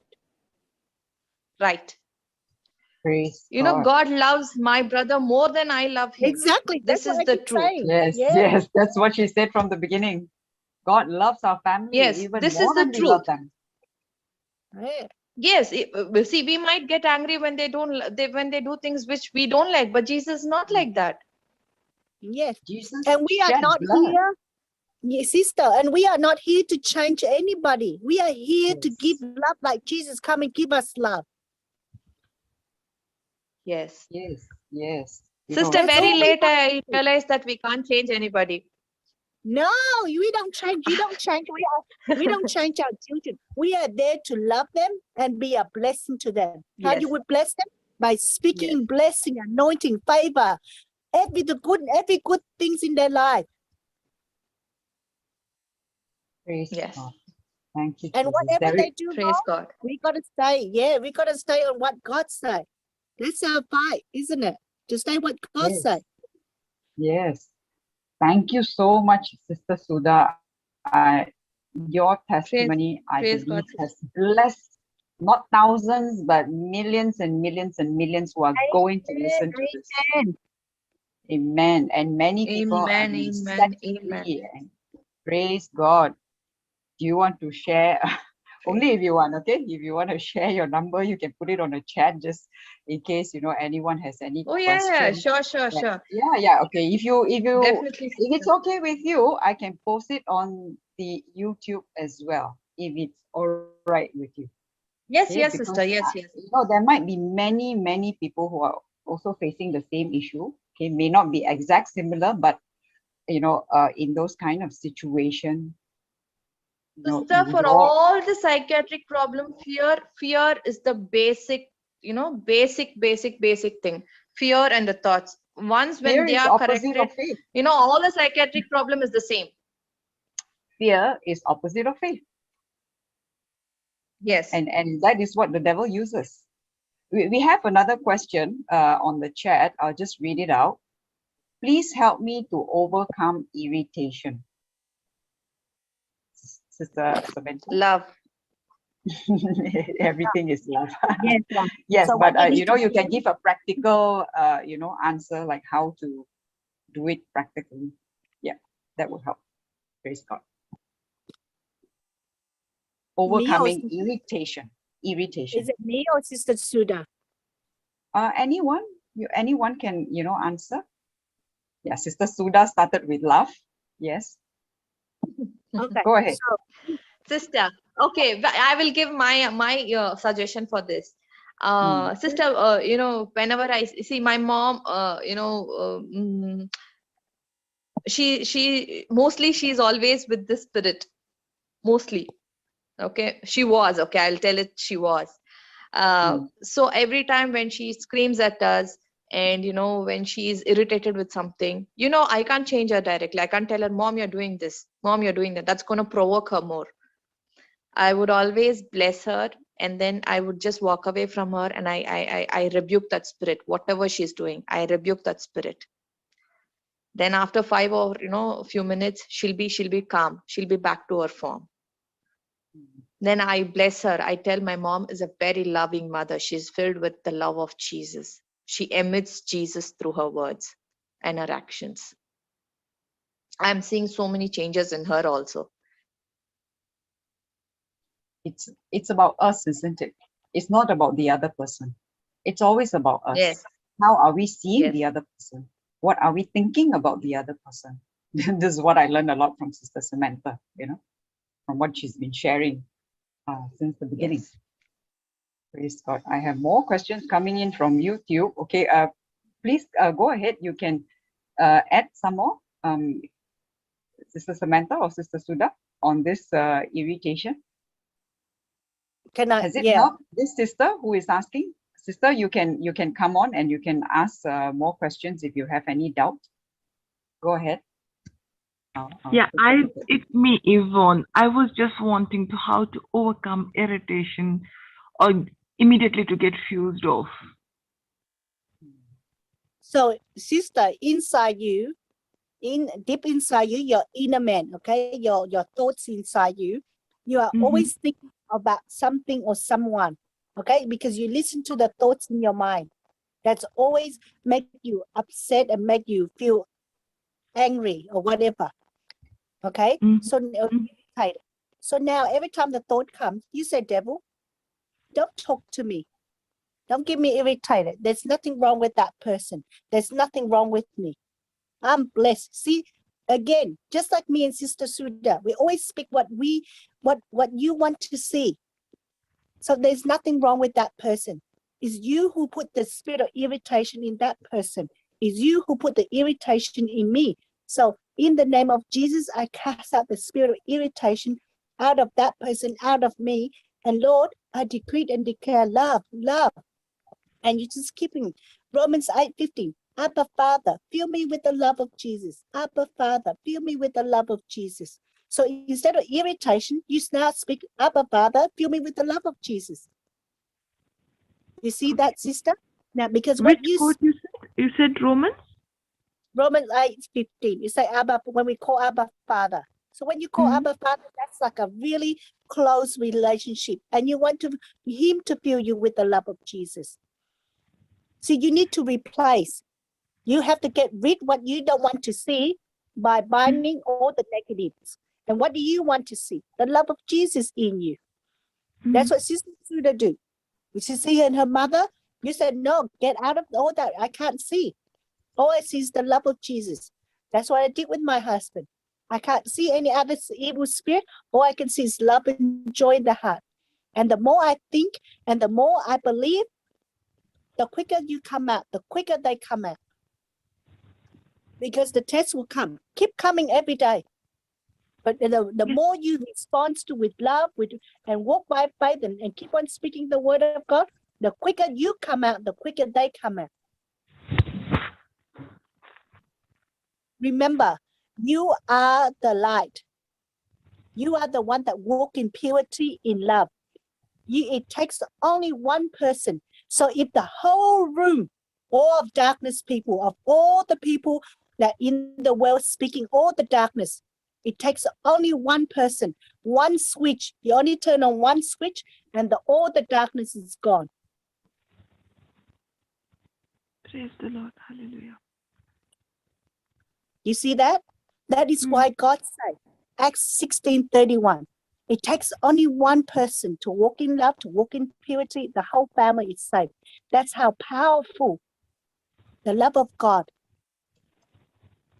and destroy every work of the devil that works in the whole entire family, the whole nation. If the whole world is in darkness, it takes only one of us to stay in faith and believe there's nothing wrong. There's nothing, the coronavirus doesn't exist. It's all dead. Speak death to it And you hold on to it. You don't pay attention to what people say. Because you are divine nature. Nothing can touch you, can kill you. And if you have it, Mark 16, 17, 18. If you anything you drink poison, anything that comes to you, harm you, nothing can harm you. Nothing can hurt you. Also look in 10, 9, and 19 as well. No power, nothing can come and hurt you. But you got to stand on what God said and believe in that and keep on standing. No, this is what God said. God, you tell me this, I'm going to hold on to it. Praise God. Praise the Lord. Thank you, sister. Thank you so much. Thank you. You understand now, sister? Yes, I will. So Thank you. explain to you. Now you have that revelation. So now you go back. You say, devil, don't speak. Don't give me that. There's nothing wrong with me. I am filled with the love of Jesus. There's only love in me. Love, love, love. And you don't know what to say? You say, Jesus, can you teach me how to love? Teach me how to love. Teach me how to love. Praise God. Yes. Sister? Praise the Lord. Thank you, sister. Thank you so much. Thank you. Thank you for the questions, Yvonne. Thank you, sister. Thank you for helping me. Thank you for suggesting. Most Thank you, welcome. thank you, Feel free, Feel free to ask any questions. Sister Noni, would you be able to help to read some of the YouTube questions? I will post it. I think there's one from Sister Jess, is there a password for this ID? Is it our ID 693-399-0439? 394-393. Okay, wait again. Say again. 394-393-1336. It's already on the YouTube in the chat. I posted it at the beginning. You only need to click on the link and you will be able to access it. Okay, there's no password. Yeah, 394-393-1336. Correct. 394-393-1336. Yes. Anyone, yes. Everyone is welcome. You can come in and you can ask questions if you want. If you have any questions. Sister Samantha? Yes. Yeah, sorry. There is this one thought which is now when I'm seeing something, as in the world, it says, until unless you don't accomplish something, do not praise and thank. Just maybe you think which you're just accomplishing will just go off from your hand. So if a manifestation, someone is asking for a healing or something, and some part is done and the final finishing is left. So if that person can still say thank you, give its testimony, right? I've just got one question saying that, is it wrong that I should give it only when I receive completely, or I can give it also when I'm just few steps behind or something? No. You have to give it. You see, sister, it took me 18 months to heal my sickness. But everywhere I go, I confess I'm already healed. You understand? Okay. Because I know I'm already healed. So you can go and confess to everybody. And when I'm like at the beginning, I was so sick and I was going to everyone's house and whatever I learned from get the revelation, I go and share it to somebody. And I said to God, how do people believe me that when I go and tell people that I'm still sick and still in crisis? Then he goes to me, you have to believe that you already done it. So you just walk. You don't look at your problem. You walk in the spirit, and in the spirit, you are already healed. Because you are living in the spirit now. Isn't it? Yes. So we have to claim what is in the spirit, what Jesus has done for us. It's already a victory. Joshua 1:9, no matter what you do, he said, do not be afraid, for I have already given you the victory. No one can stand against you. So you keep on walking and you say, God, thank you, I'm already healed. And I keep on thanking and believing and keep on walking and believing and only speak what God say. And then when the Praise right God. time, when my faith, when God see my mind is completely renewed and believing in that, that's when I got completely healed. Even now, your sister, you're going to tell everybody you already healed. You already prosper before it already happened. Because in the spirit, you are already prosper. So why are you looking at the flesh? If you are looking at the flesh, you are stopping yourself from that blessing coming into your natural. Praise God. Thank you, sister. Praise God. Praise God. Praise God. Sister Samantha? Yes. Praise God. Can I read some questions from the YouTube? Yes. Okay, so there is one. Okay, I'll begin with this. I'm posting it on the chat as well, but I'm going to read it out. Once, this is very much earlier, okay, while you were talking about casting and binding spirit. So the question is, once you cast and bind out the evil spirit, and if you still see the symptoms, do we continue to keep binding? That's the question. No. Once you bind and you cast out, okay, so what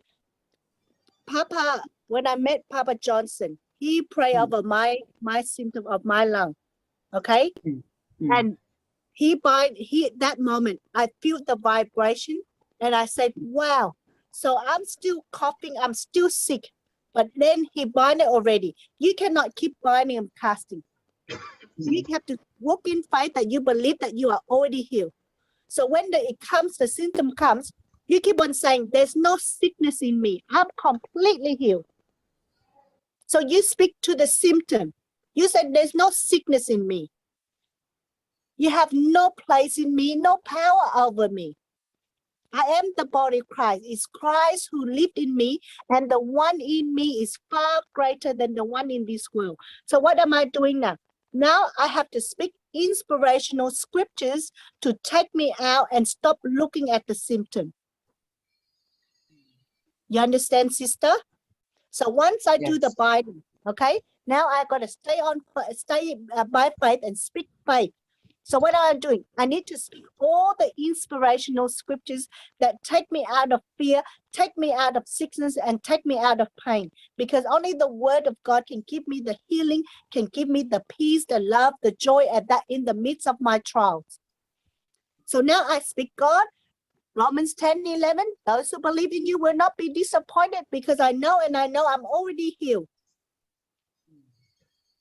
And then Romans 8:31, God, you are for me, you are with me, no one can be against me. Hebrews 4:12, God, your word is alive and active, destroy and cut every sickness, whatever in my body, cut it out. It's already been cut out in Jesus' name. I already have victory, Lord, because your word go forth, never come back empty. And I'm going to hold on to your promise, Lord, because every of your promise is a yes and amen. 2 Corinthians 1:20. You see that?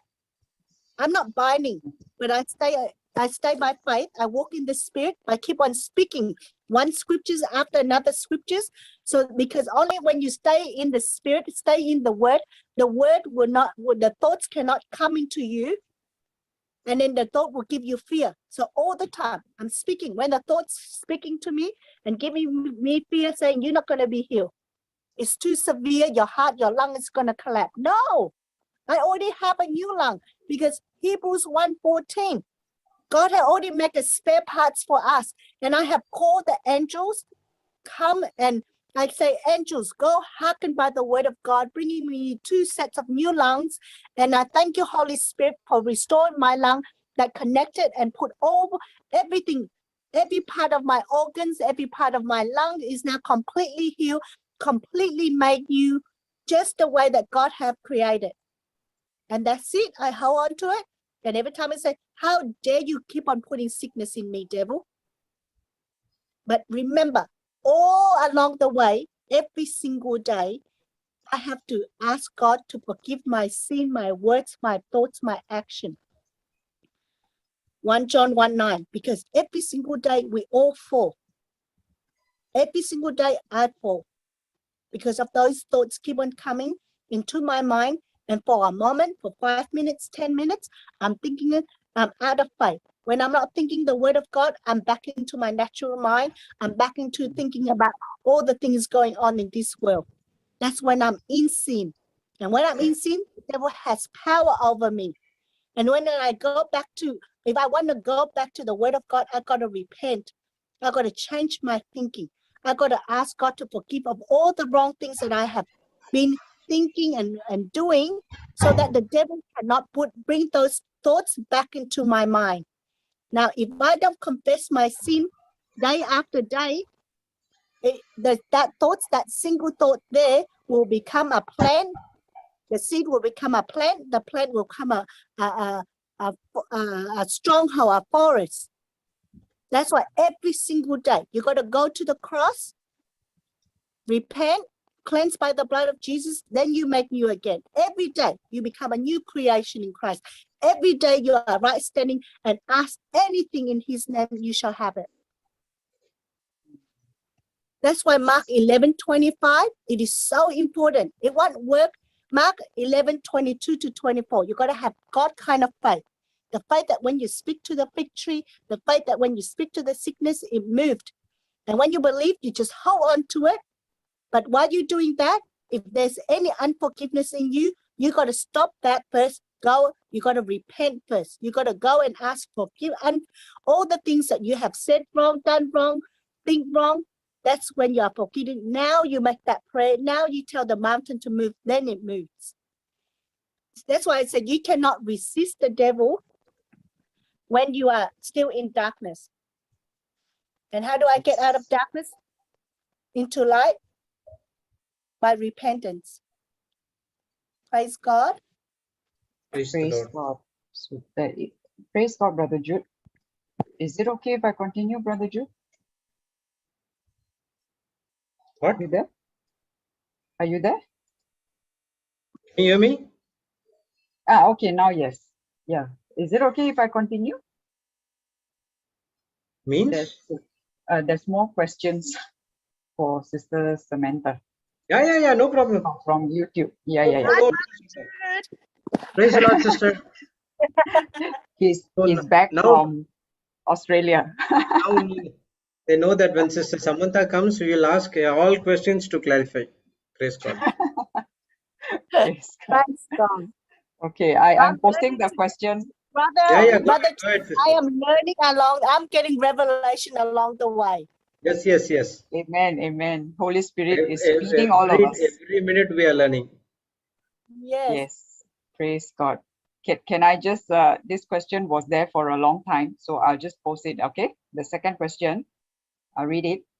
When you keep saying to someone depressed or sick, who is not in the word of God, that you are fine, nothing is wrong with you, and then they get angry and you want to keep quiet, how to deal with that?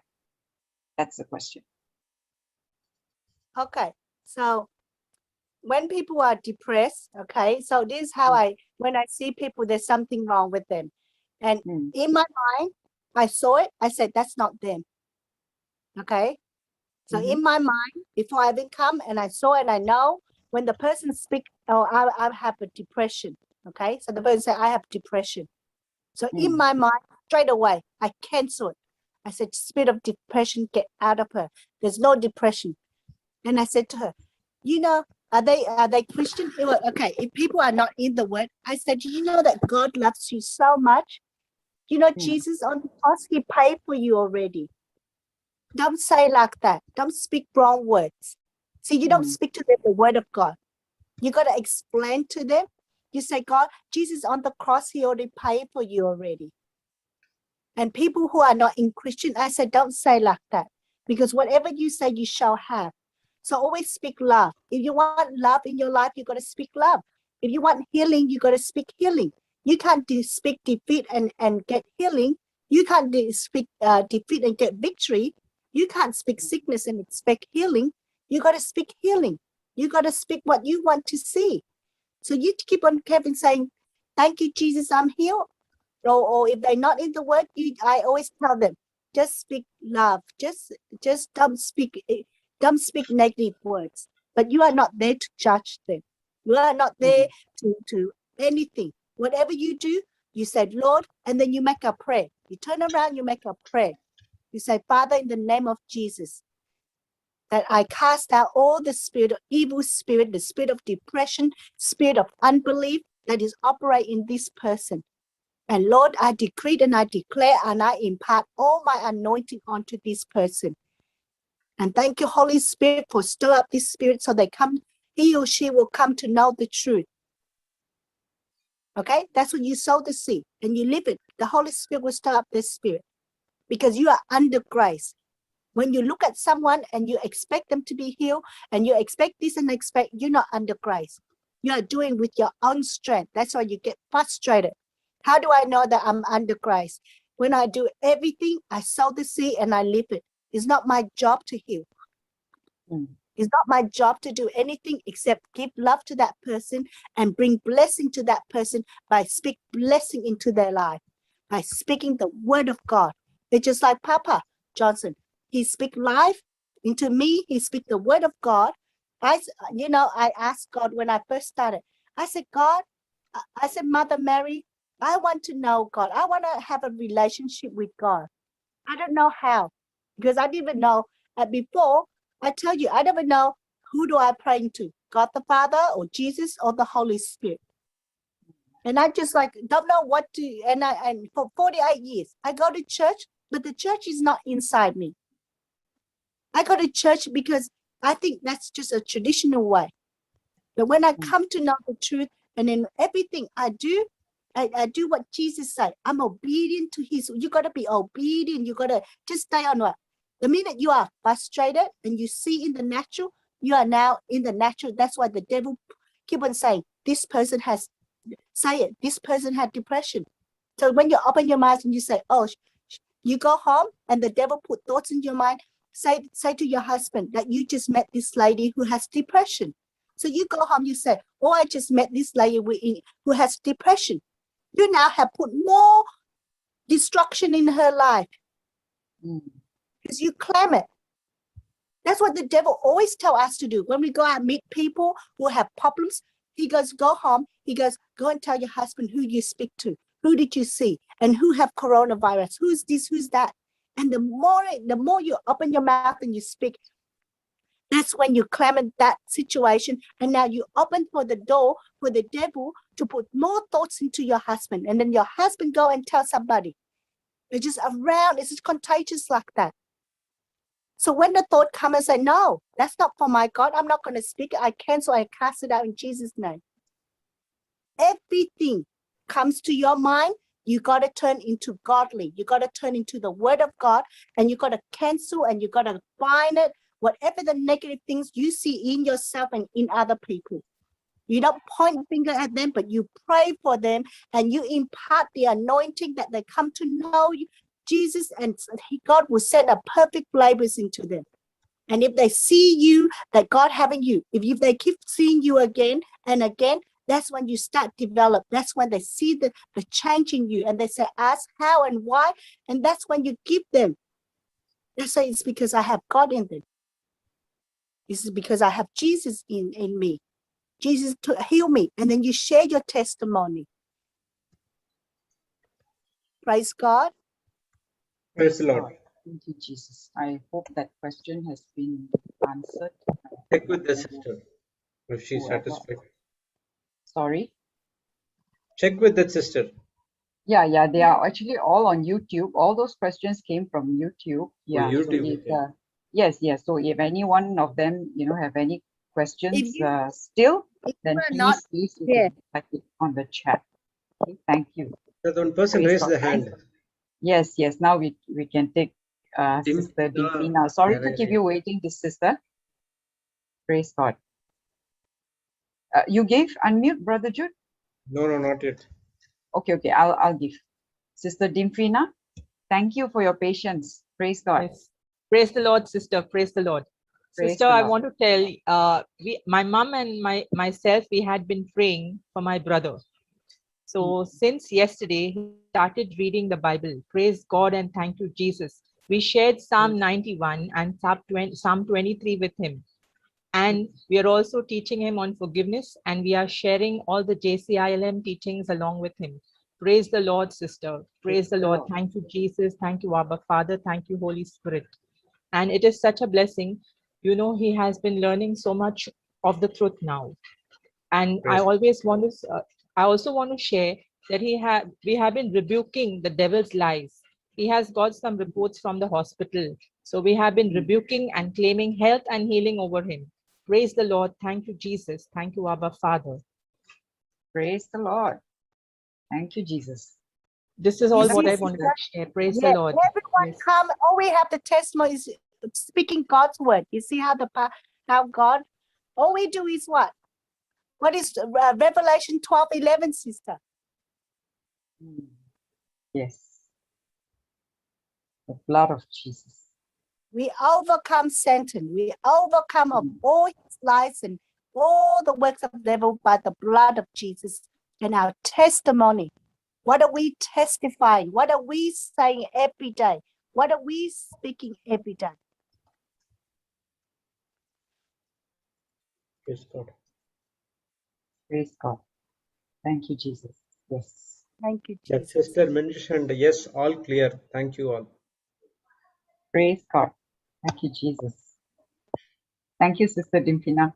Wonderful testimony. Yes, Revelations 12:11. And they overcame him by the blood of the Lamb and by the word of their testimony. And they loved not Yes, their praise life. the Lord. Praise the Lord. Amen. Amen. Yes, praise God. Thank you, Jesus. Sister. Amazing, isn't it, sister?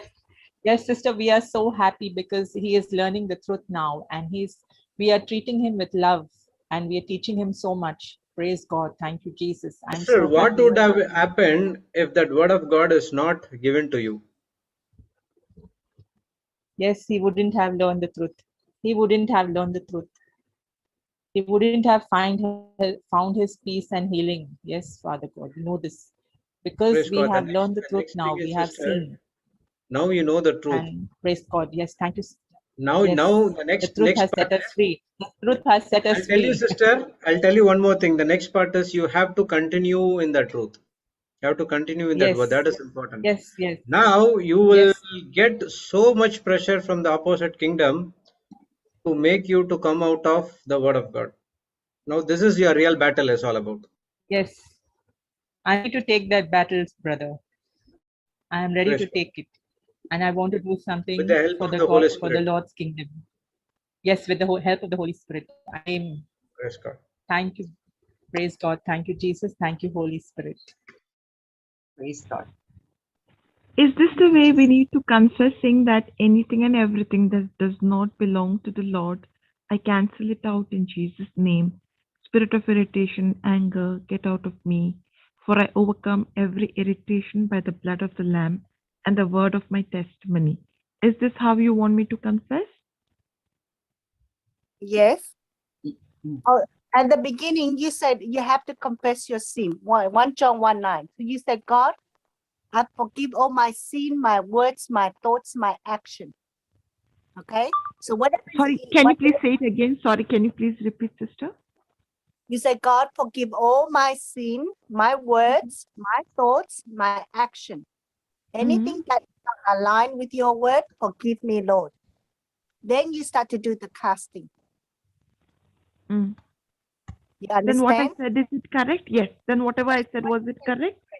Yes, yes, sister. Because you cannot cast and binding and resist the devil when there's still unforgiveness and where there's still darkness in you. Yes. No, I was just writing down while you all were speaking. Sister, so I was just. And Can then I now, repeat? I had put it together saying that, Lord Jesus, please forgive me of all the sins I've committed in my thoughts, words, or actions. Lord Jesus, cleanse me with your holy, precious blood. Sanctify me and fill me with your Holy Spirit. Fill me with your power. Thank you, Jesus. I'm filled with the love of Jesus. I walk in victory. I emit Jesus in my actions, in everything I do, everywhere I go, in Jesus' name. I declare I'm the body of Christ. Satan has no power over me. For I overcome evil with good. Angels of favor, angels of God, to hearken to the word of God have spoken in Jesus' name. Angels to go forth and help me to emit the love of God in everything I do, everywhere I go. Anything that does not belong to the Lord, I cancel it out in Jesus' name. Spirit of irritation, get out of me in Jesus' name. Spirit of anger, spirit of ego, get out of me in Jesus' name. For I overcome every irritation by the blood of the Lamb, word of my testimony. Thank you, Jesus. Praise the Lord. I give you all glory. Is this correct, sister? Okay, at the end, you binding and you casting, but you got to loose. See, you got to bind in the middle. So whatever, you see, Matthew 18:18, whatever you bind on earth bounds in heaven, whatever you lose. So whatever you bind, you got to loose. And then at the end, you just add, thank you, Lord, for I receive every spiritual blessing, your love, your peace, your joy, your prosperity. And then you put on more scriptures, 1 Corinthians 1:5, that you have made me become rich in all things, including all speech and all knowledge, in love, in grace, in peace, in joy, in health, in wealth. You understand? When you bind, you must also put in what you want to see. Praise God. Okay. I had missed out on that. Okay. Yes, but absolutely beautiful, sister. And then now the irritate comes and test you. Okay, the devil come and put more. You said no. There's no more irritation in it because you bind it already. It doesn't exist in you anymore. And you gotta find the spirit of fear, sister, because the fear is the root of all the anger and all the irritation. Anxiety. Yes, anxiety. Fear is the root of everything. Right? So after I bind and cast, which is the scriptures you want me to use, and then you sister? say, thank you, Lord, that Ephesians 1:3, that you have received every spiritual blessing, and you name it what you want to see. Love, peace, joy, the fruit of the Spirit, Galatians 5:22. And then you said, God, thank you, 1 Corinthians 1:5, that you have made me become rich in all things, including all speech and all knowledge of God. That's what we all want. And then you add on it, love, grace, peace, joy, whatever you want to see in your life. And you believe and you hold on to it. Is this what I believe? Now you hold on to that. That is faith. What you just say there, now you hold on to it. The test comes, you have to reject them, you bind it. No. That's not belong to God. I'm going to stand in love. But how do you stand in love? By speaking out. Only when you speak out, that's when God's power flow into you and destroy the anger and the irritation. Praise God. Sister, what is your name again? Sorry? Your name again? Samantha. Yeah, thank you so much, sister. Thank you so much. Thank you so much. Praise God. Now today, sister, you got revelation. You see now? You hear the word, faith comes and explains to you. Faith gives you understanding. Now you get the revelation. When you speak, that's what you heard now and what you believe. Now you speak it and then everything will come. Thank you so much. Thank you so much, sister. I really appreciate it. Thank you. Oh God, sister, all glory of God. That's why he bring all of us here to learn one another, to lift each other up. Praise God. Praise God, sister. Thank you so much. Praise God. Thank you for the question, sister. Sister Yvonne, I've pasted on the chat an example of what Sister Samantha said. You know, after binding, you've got to loose, right? Right, Sister Samantha? That was what you shared, right? Yes. And you were giving some examples. So I'm going to share what you have given, based on what you said, like Ephesians, 1:3, 1 Corinthians 1:5, Psalm 1:3, right?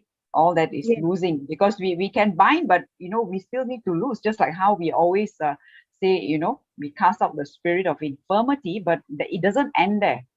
That is only doing Mark 11:23. So we've got to complete it with Mark 11:24, calling our desire, and like Romans 4:17, right? Calling things which be not as though they were. So we've got to call our desire. What do you desire? You have done the casting, you have done the binding. But after that, you have to lose, like, you lose angels, like what you said earlier, Sister Yvonne. Right? Yeah. So the example is on the chat. Okay, you can take that. Yeah, I took it. Yeah, and you can also, put in your own, whatever that you want. Yeah. It's your desire. Yeah, but this is just a sample. Yeah. And the desire has to be according to the word of God, sister. Okay. Correct. Very important. Yeah. That's exactly what I asked you for the scriptural, how to attach it, like, There are many scriptures. These are just a few.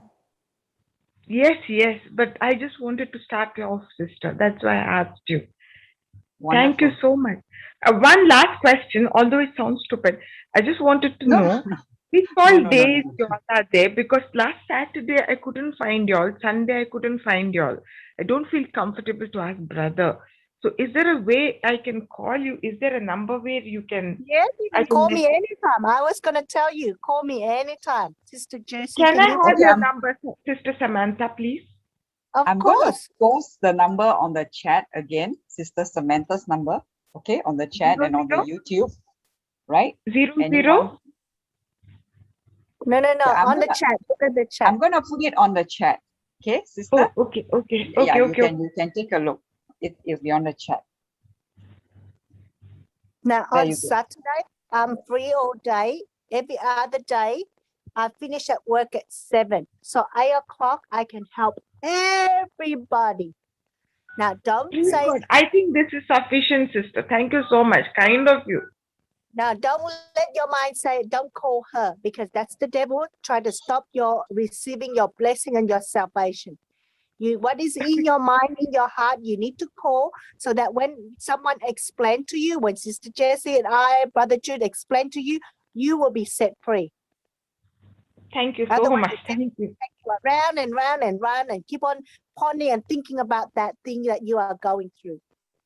And you need someone to help you. I'm really grateful. I really appreciate it, sister. Thank you so much. I was not wanting to make you feel obliged to me. So that's why I said I don't want to bother you. No. This is what the Zoom is about. We are here for one another. Yes. Sorry. Go ahead, Sister Samantha. Okay. Yeah, sorry, we missed out the last question. Which all days you all are there? I'm available on Tuesday and Saturday, but Tuesday I have Bible class, but during the day. But you can call me my hours after 7. So 8 o'clock. I will message you. I'll message you. And then we make a time, and then we can. Yeah.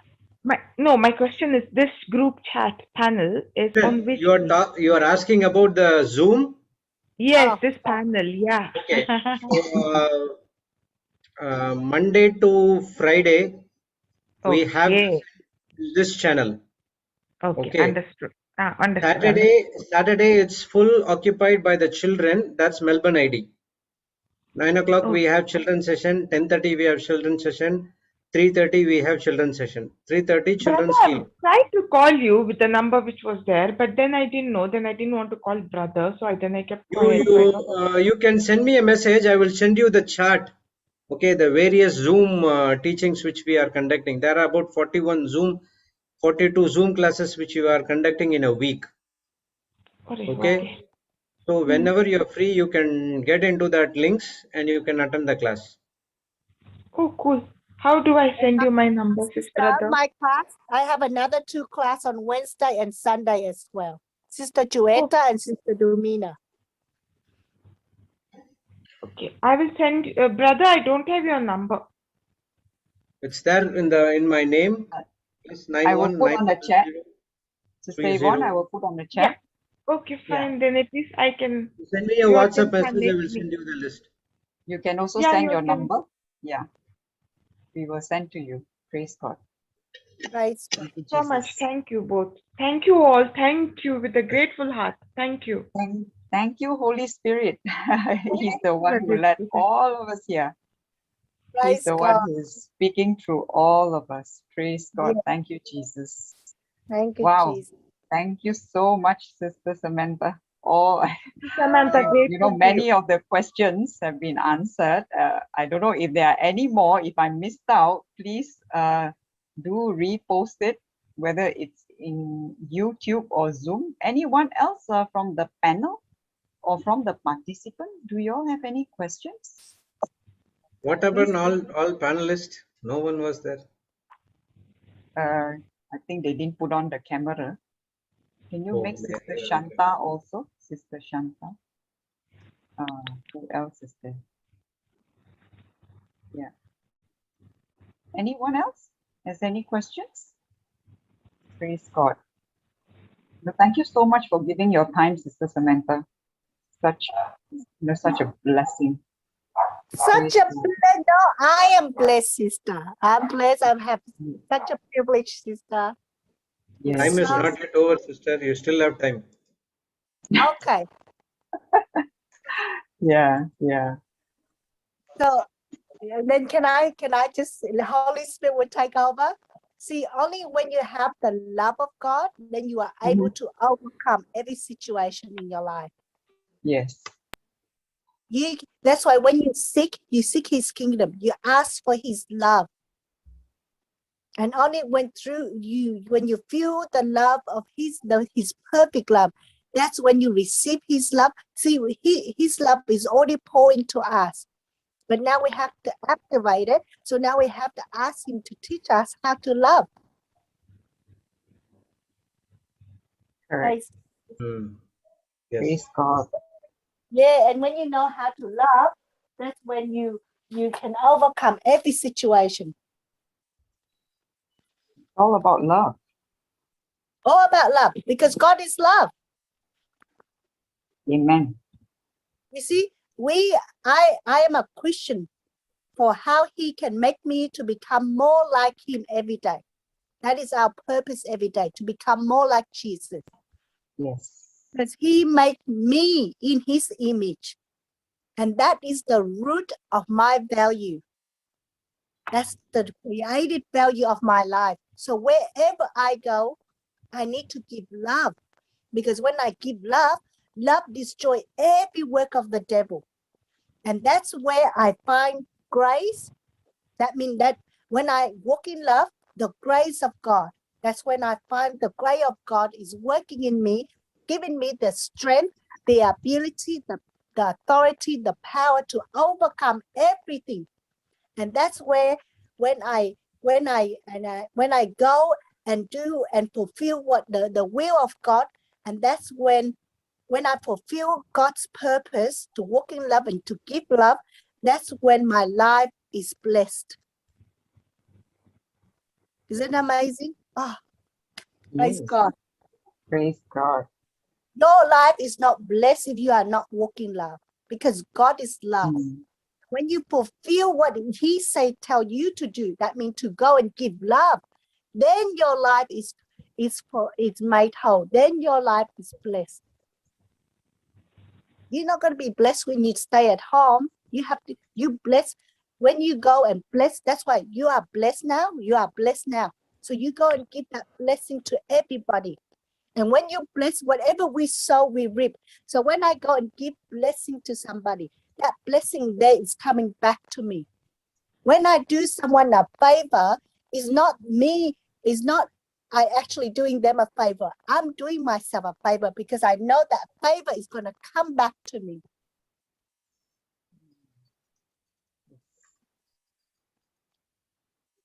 So if I leave anything outside my creative value, that is love, then that's when I'm out of God's hand. That's when I'm not in faith. That's when I'm not walk by faith.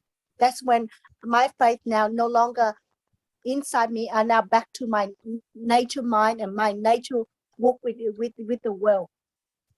And when I'm in God's hand, okay, God cannot help me, because the whole kingdom of God is about love, joy, peace, prosperity. If I walk in anything that is negative, I'm walking in darkness. And that darkness there, that kingdom of darkness will come and take control over my life and will destroy and steal and kill from everything that I have. will lead me to destruction. So that's why there's so many things broken in our life, because we walk in darkness and all we see in front of us. And when we come to try to God, we try to ask God to fix the situation. And God cannot, see, God don't want to fix us, our brokenness. God wants to transform us. For us, so what do I need to do? He wants me to think differently. He wants me to take me out of darkness. It's not that God doesn't want to help us, because God wants us to take us out of that darkness so we can never fall back to the way that we used to be. Mm. And we have to change the way we think, our attitude, how we see everything in life. It's the whole Bible is talk about seeing and hearing. What am I seeing? What are you seeing in your family? What are you seeing in your finance?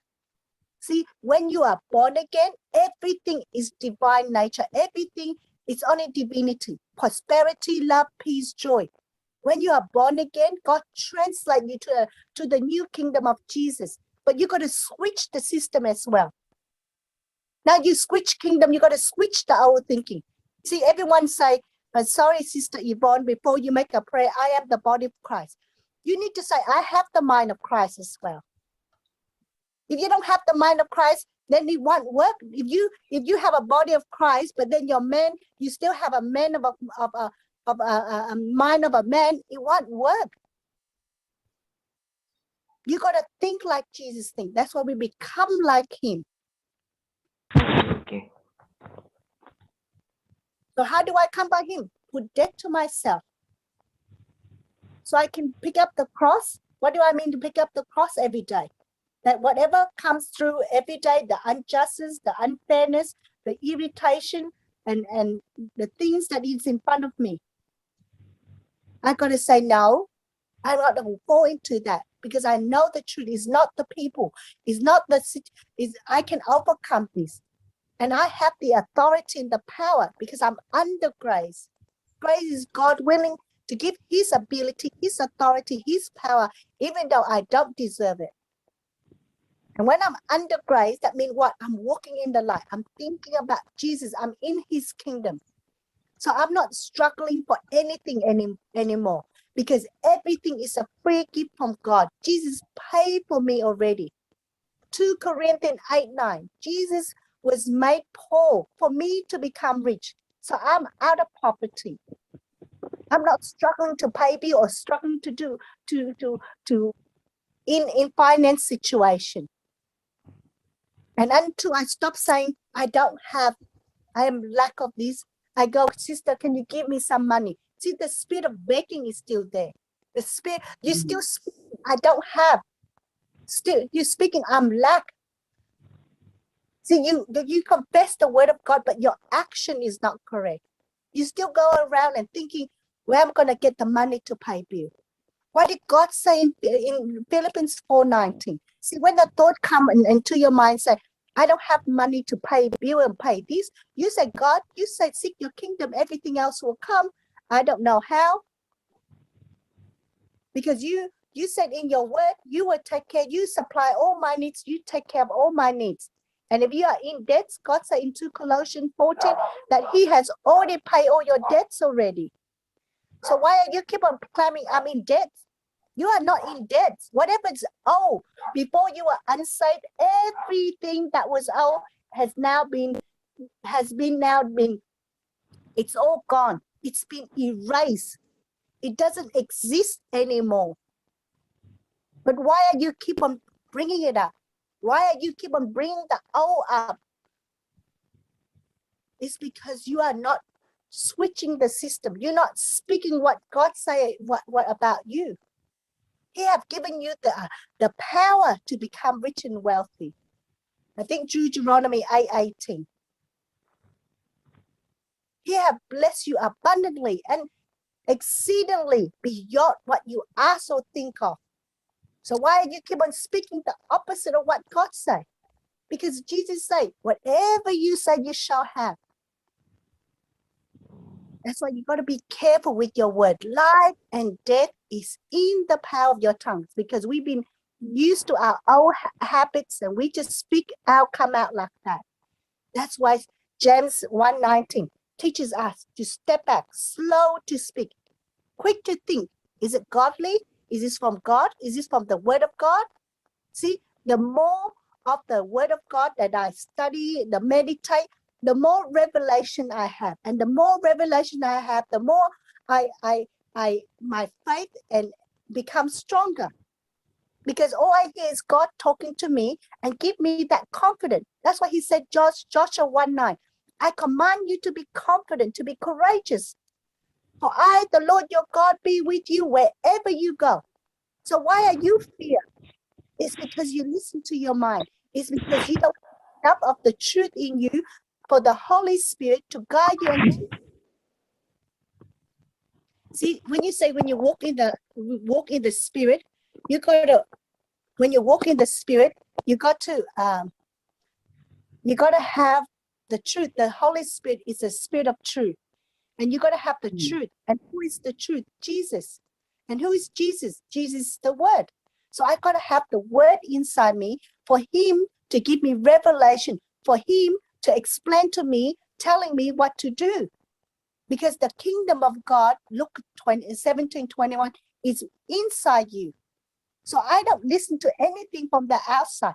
I listen what is inside me, telling me what to do. And then when I act on it, that's when I'm a doer of the word of God. That's when my faith, that's when I believe what I hear and then I apply on it. That's when the manifestation, that's when the wonders and miracles of God, that's when you are bringing the glory of God from the unseen to the seen. Praise God. Praise God. Thank you, Jesus. Thank you, Lord. Well, we have really learned a lot today, and it's always walking in the Spirit, isn't it? Like what you shared. Yeah, but I'm actually, always you have to separate the two. You don't let what seems right to men dictate your life. I want the truth that make me free and be wisdom in my heart. That's Colossians 3:16. I let the word of God dwells in me in all wisdom. Nothing else. Anything else, not. Because God said what? Let God be the truth and every man's a liar. So why are you, if God say you are healed, so who have you been listening and saying that you are not healed? The lies and the facts. And until you believe and keep on hold on to what you believe and what God said, then you be healed. See, God make it the principle of Mark 11:22-24. That is the foundation of faith. And he make it, even a child at 6 years or 8 years or 10 years can even say that. And you know why the child, they say and then they get blessed straight away? Because they don't think.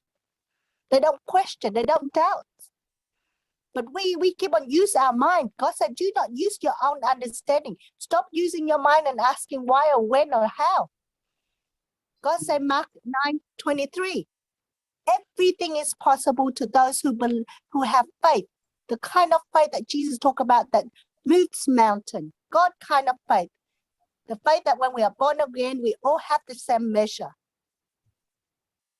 The faith that only speak what God say, nothing else.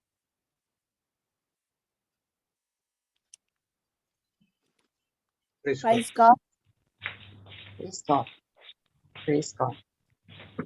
I think we've learned a lot about walking in the Spirit because, we often get this question, what does it really mean, by walking in the Spirit? So it's actually in the thought, isn't it, Sister Samantha?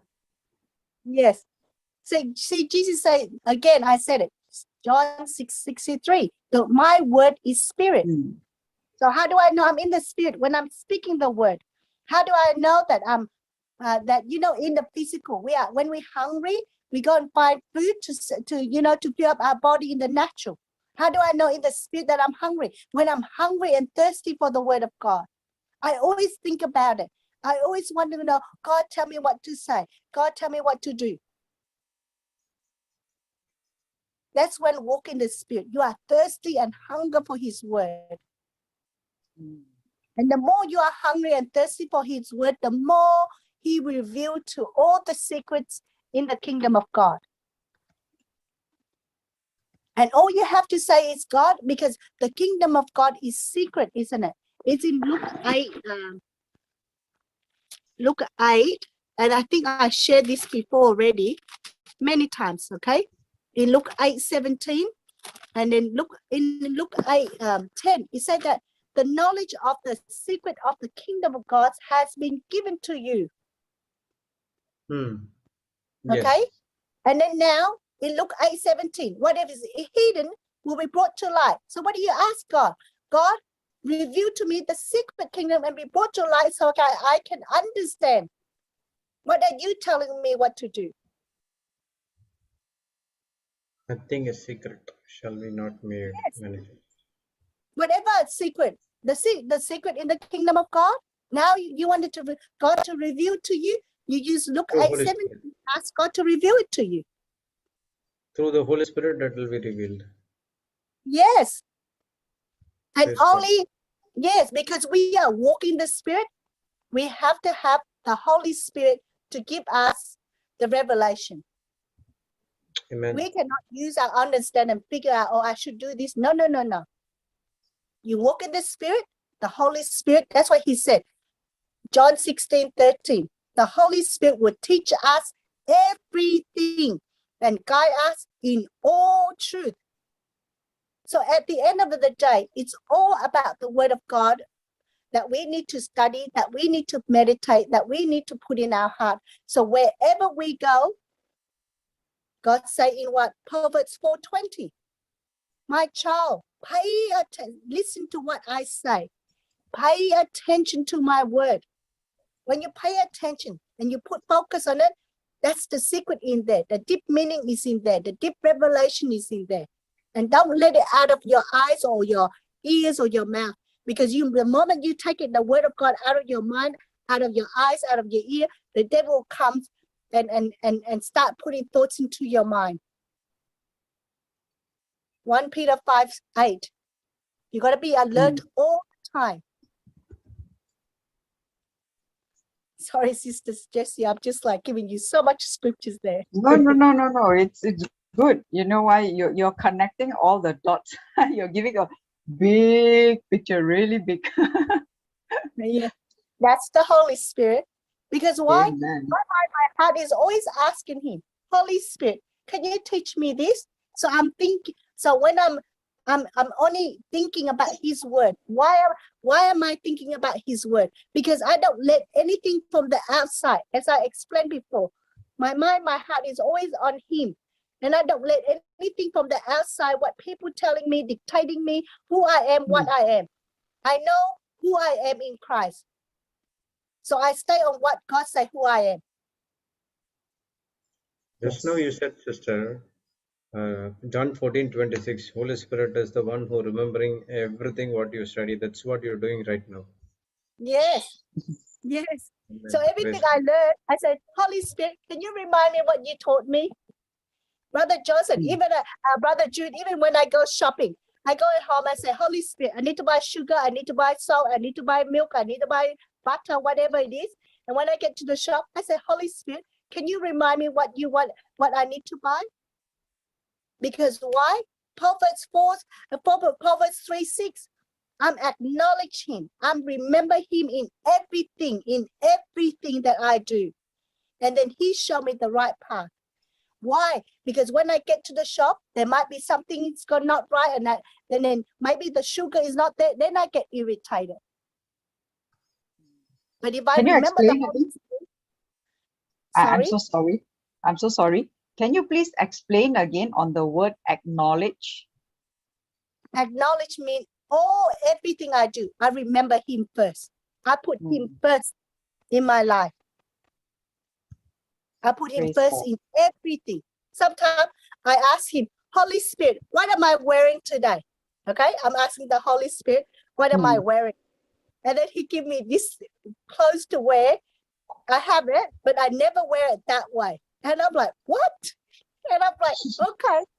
So I have to listen because I asked, now I have to be obedient. So I said, okay, I have to wear, I'll go, okay, I'm wearing this. So I just smiled and I walked out because that is not me. But because the Holy Spirit is testing me whether I'm obedient of what I'm hearing, and I'm going to be obedient. See, you're going to be obedient. You're going to be faithful in little things so God can give you the big things. That's in Luke 12 or something, that scriptures.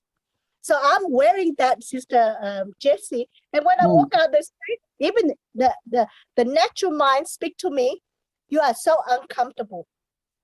But then someone come and say to me, oh, you look so cute today. You look so nice today. And I just smile at the Holy Spirit. I say, thank you, Holy Spirit. You see, the natural mind always go against you.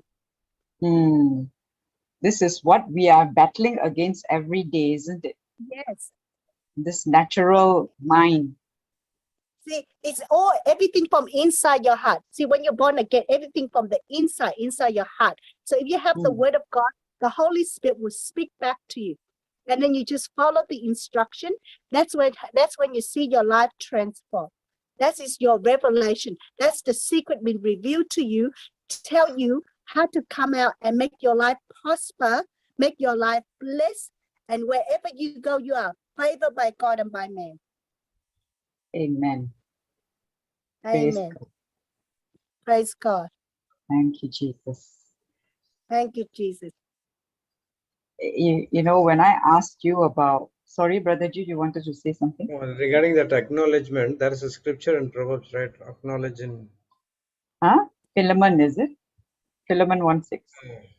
Is it Yes. Philemon? No, in Proverbs, there's one. Proverbs? Yeah. Proverbs, in all thy ways, acknowledge him. Acknowledge Proverbs him and 3. he shall guide your path.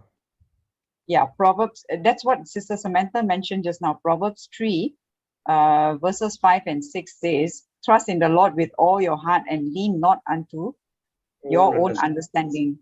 In all thy ways, acknowledge him. Guide your path. Yeah, and he shall direct your path.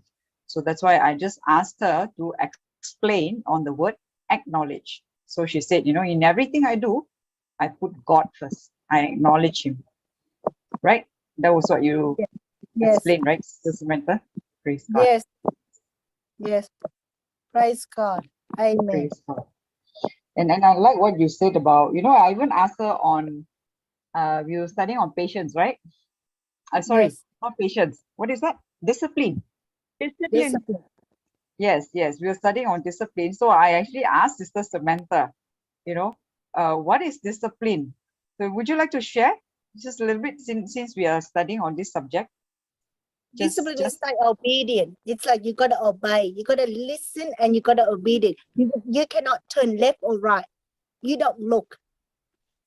You don't go and look at what people are doing. You don't look because you know that the more you look, the more destruction you have. The more you think about the people, that's what you don't look at people. You don't look at anybody. When God say, Jesus is your foundation, Jesus is your source, your helper, your defender, your healer, your provider, you look on Jesus. And you have to be obedient and you do not look at anybody else. And something happened, you say, Jesus, you are my source. You are my everything. Because only Jesus is the perfect man who can give you the perfect solution because he has paid for everything for you to walk in this victory life. So who am I looking at? Jesus. Not my husband, not my children, not my boss, nobody. Because when I go, we are here. We work for God. Colossians 3:23. We don't work for men. So when men do something wrong that is not right, God put you there to take that person, that man out of darkness. Because the evil spirit is operating them and he doesn't know how to come out. But God put you there for a purpose. Wherever you go every single day, either in your family or in your workplace, there's always someone there. That is your test. And you got to see as a test. God never speak about problems in the Bible. God said it's a test, it's a tribulation, it's a trials. And we don't see. The moment you see as a problem, then you are in the natural mind, because men see problems. God see solution. So if you say you have a mind of Christ, what are you seeing? If you see problems, then problem comes. If you see solution, solution comes. So if you see problems, what do? You already have the problem. You already have the solution. Just speak solution. Who is your solution? Jesus. So all you have to do is open your mouth and speak Jesus.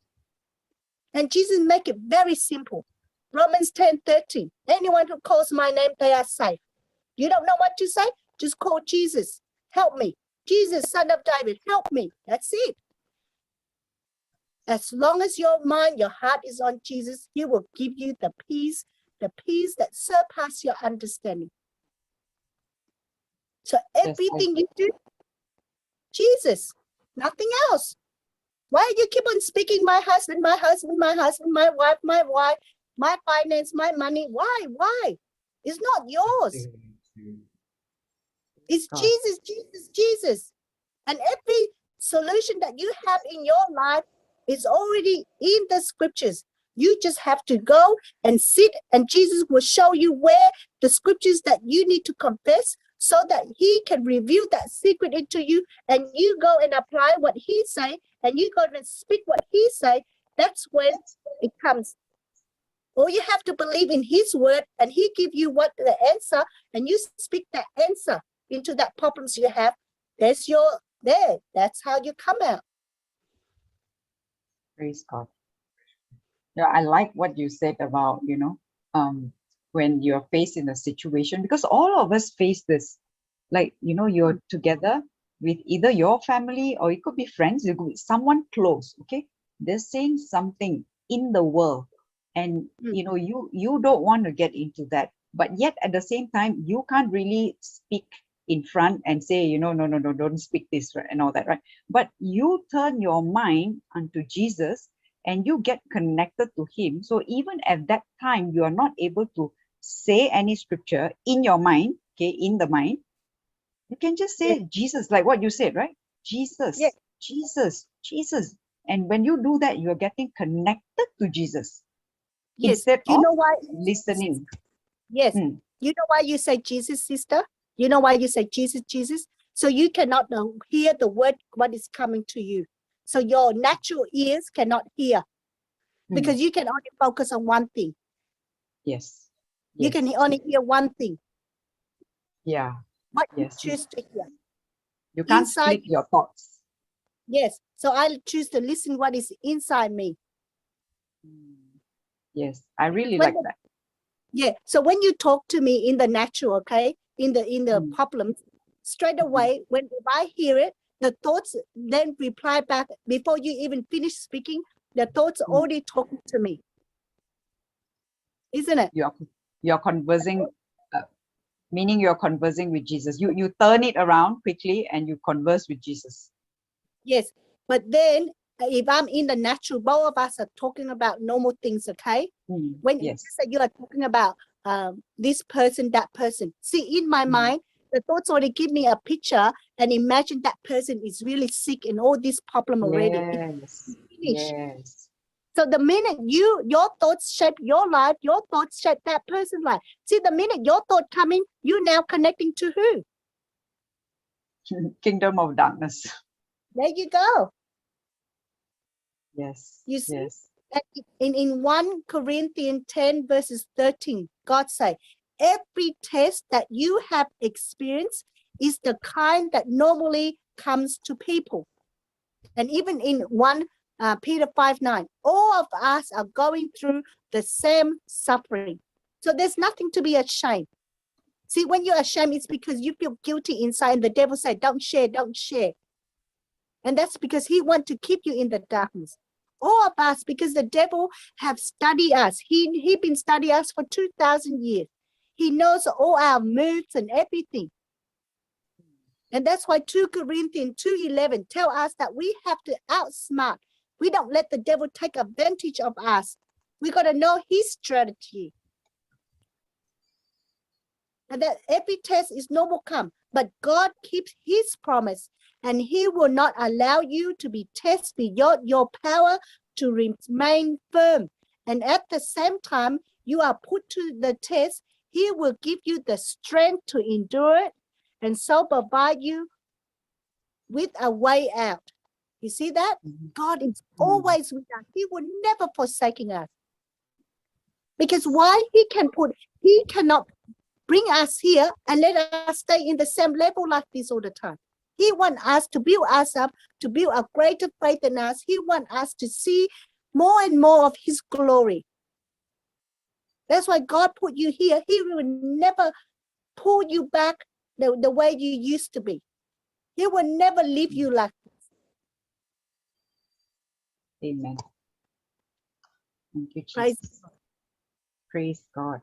Praise God. Praise God. Thank you. Thank you. Praise God. A lot of wonderful comments from the YouTube, thanking you for all that you've shared. Thank God. Praise God.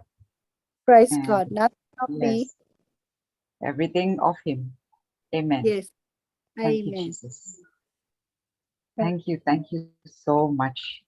Any more questions from any participant in Zoom? Sister Clefa, you wanted to say something? Yeah, I only want to thank the Holy Spirit and thank Sister Samantha. Amen. Amen.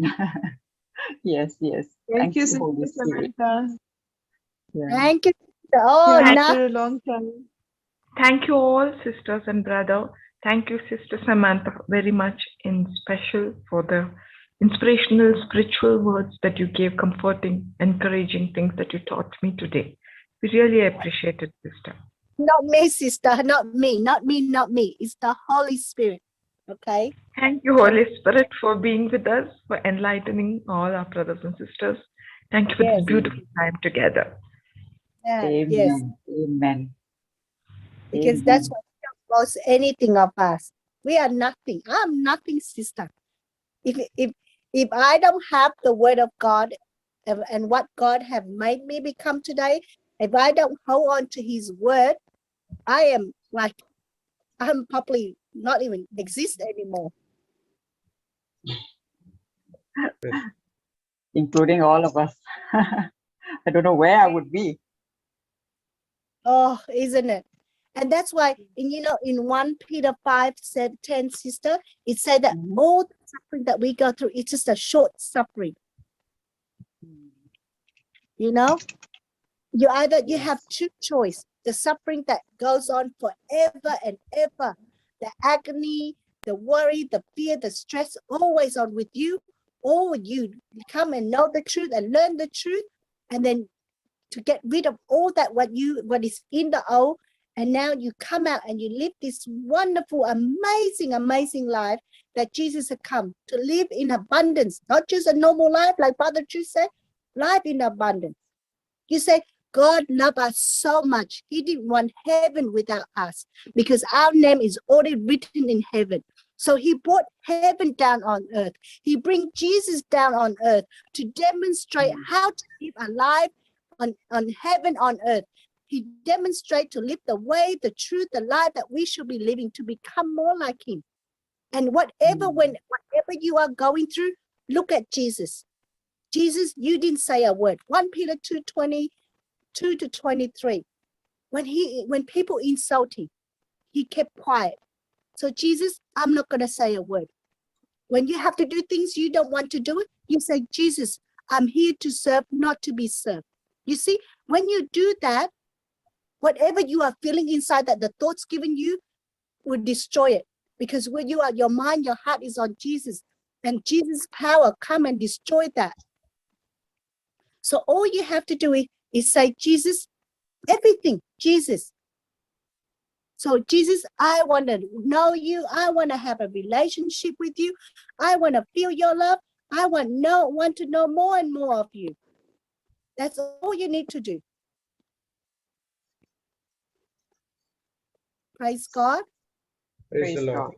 Thank you, Jesus. Wow. Gem. So much of gems today. Thank you, Holy Spirit. Thank you, Sister Jessie, for inviting me. Thank you to you for coming. You know, you only have one off day per week, and you are giving this off day. I know, because I'm studying anyway, sister. See, when I'm off, I'm never off. When I'm off work, when I'm working, I apply what I learned into my workplace because I work for God. So God would, because that's why I work long hours. I can't feel anything because I'm under grace. It's God's strength, God's ability, God's wisdom is in me. So when I get home, I'm still a new person because I didn't use any of my strength. Praise God. And then I said, Holy Spirit, what would you like to teach me? Then I soak into God's word, and then whatever He give me that revelation for that day, I keep on holding on to it, thinking about it, meditate on it. Then I go sleep with it, and in the morning He wakes me up and He starts talking to me again. You're like the sponge, that Sister Jocelyn was mentioning about. Saturated with her word. Praise God. Because you listen inside you, sister. Yes. Yes. In the heart. Yeah, you listen. See, we cannot come to God for you. I cannot come to Him for me, for what I want, for what I need, for what I feel. We come to Him to fulfill the glory of what He has created in us, and then through that fulfillment the will that we fulfill for His purpose, that's when we see our life is blessed and our life is prosper, our life is beyond what we think or ask for. There is one question from the chat. YouTube. How did you start being rooted in the word? How do I study? For the first. No. How did you start being rooted in the word? When I saw Papa, well, I don't know anything about the word of God, and I asked God, and then when I saw the sowing the seed, I listened over 200 times, sister. Wow. And I write every single word that he said, because first time I hear and his accent, I can't hear him, sister. I can't. So, and it's the CD is only work in the car. So I sit in the car in the heat, sister. I remember what happened to your car. And then when I'm driving, I said, God, you take the wheel. I need to write so I can remember what you taught me. Because by listening, I cannot remember. Yes. And then whatever I learned that day, I said, God, can you bring somebody so I can share with them? That's how I get my revelation, by sharing. What I get today now is not me. I get revelation so I know. And I'm like, wow, God, what you taught me today. And then I go, Holy Spirit, can you remind me what you taught me? John 14:26. Then I go and apply. When the test come, I know, and I go and apply that. And then I come out of it. Praise God. Because if you don't pass your test, you repeat again. You repeat again. You repeat again. Yeah. Just like what we do in school, isn't it? Yeah. So I don't want to repeat, sister, because I don't want to go through the same test. So I make sure I stay on faith and I keep on confessing the word of God. Yes. Praise God. Praise God. Yeah, there's another comment. Come every Tuesday. Love you. Praise God. Thank you, Jesus. I will come every Tuesday. When I can't come, I would let Sister Jessie know. But not just every Tuesday. Anyone who has problem, whatever you are going through, and whatever you are not understanding, you need somebody to guide you and help you so that you have that understanding, so that you can be set free. Sorry, my yes. And you can call me, call Brother Jude, call Sister Jessie. Because when you go alone by yourself, it takes longer. It takes very long because that you keep on have to go through and passing the same test over and over again. Yes. But the moment you understand the truth, now you have revelation today, you go and apply. After you finish this, you come out of it already. Amen. Amen. Thank you, Jesus.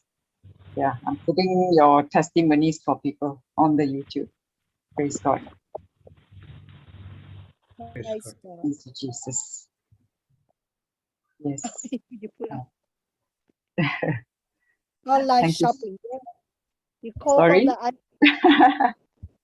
Yeah, all your testimonies, they are available. It's actually very simple to get the testimony. All you need to do is just go to YouTube, type the word JCILM, and just type the word Samantha, SAMANTHA, testimony, JCILM, Samantha, testimony. You will get, a list of her testimonies that will pop up on the screen.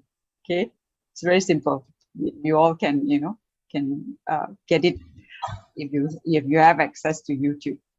And I'm sure everybody has access to YouTube nowadays. Praise God. Thank you so much, Sister Samantha. Love you. Yeah, God make it very simple too. Very simple. Yes. Thank you all. We look forward for the next Tuesday now. Praise God. Thank you, Jesus. Thank you, Jesus. Praise Thank God. you. Thank you, Holy Spirit. Florencio is raised hand. Yes. Brother Florencio has raised hand. You've given, brother? Yeah, given. Okay. Praise God. Praise God, brother. Praise God, sister. Praise God, brother. Yeah, I had three testimonies. Yes. Praise God. So my first, praise God. Can I go? Yes. Go Okay, ahead. praise God. My first testimony is that a few months ago I had made a prayer, okay, and I was believing and thanking God for giving me that, and I had told Sister Wallet also that I had made that prayer, okay, and the prayer was about a Labrador, okay, and I wanted one. This was few months ago, and then I had told Sister what I had done, and then after I think 3 months, I have got my Labrador which I had prayed, and I told Sister Wallet, and she said it was amazing. Praise God. Praise God. And another testimony is about my friend, okay, and she is a believer, but she is not from JCILM. She is from other ministry, okay, but she is going through something, and praise God. And that time I was that time I think it's been 2 months.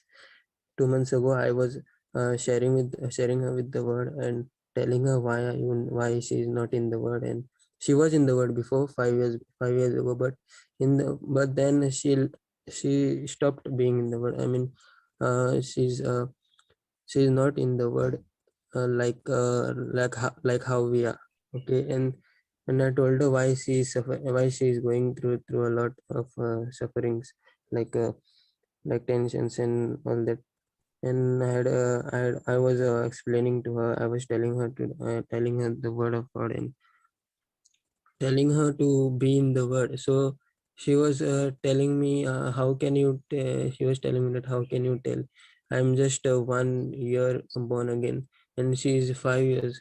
And she was asking me and all that for those questions, and she was telling me, you don't tell me what to do and all. And then I didn't kept it. I didn't focus on I will lose my friend and all. I was going on telling her the word of God. The Holy Spirit was giving me the scripture which scripture to tell her to show what she is going through and what is written in the Bible. And then next day also I continued telling her the word of God, and she was getting very irritated. And then she blocked me that day, okay. And then I completely forgot, and I started praying the unsaved loved one for her. Okay, I was continuously praying, and that worry of losing one friend was gone because I trusted in God. And then after 2 months, she unblocked me, and she came and told me that she had seen me in her dream. And I came to know how that dream came. And then after 2-3 weeks, I told her that I was praying for her, and she told me that that all this had happened. She had seen me in that. Okay. And then she said, oh, okay. So then she was like emotional, and that she thanked me for praying for her. Praise God. Praise God. This is my second testimony. And my third testimony is that yesterday, day before yesterday, actually, I was very tensed and worried and frustrated and really negative, feeling uncomfortable and all. And then I was deeply moved, and I asked the Holy Spirit to comfort me, to talk to me, to you know to connect with me, and I asked him for help. And then that night I slept, and next day when I woke up, I was feeling fresh little, but still some distress was there. And then I attended from brother Vincent session, and in that he was explaining 1 Samuel 16:7 about God searches for the heart and not for the mind or anything. He searches for the heart. So then at that time, that scripture moved me a lot. And then I was sharing how that scripture touched me very much. I think I shared it for about 20 minutes. And then I was feeling really, really good, and the Holy Spirit was also talking to me and comforting me. Praise God. And I know that he's not leaving me. Praise God. It was me really thinking negative, that I did this, I did that, what will happen now, and all. Praise God. Praise God. Wonderful. Praise God. Thank you, brother. So Yes. great, nice to share the testimonies. We all are struggling some way in our life, but we need to focus on what Jesus said. In little way, we have to help them. It might be look like a little way, but it's more. Yes, brother. I thought this was easy. In 1 year, in few months, I would be a great preacher and all, but I'm not living this. I'm practicing, and practicing. Praise God. Praise God. The more you spend time, the more you get the revelation. That's what Sister Samantha was talking, right? Brother, I cannot hear you. Praise God. No, that's what Sister Samantha was talking. The more you spend time with the Word, you get the revelations. Yes, brother. That was, I was, I wanted to get out of my distressness of my own will, but the Holy Spirit helped me. Praise God. Praise God. Praise God. Thank you, brother. Thank you, brother. Thank you. Thank you, Brother Florencio. Praise God. Thank you, Jesus. So, anyone like to share any testimonies, anything?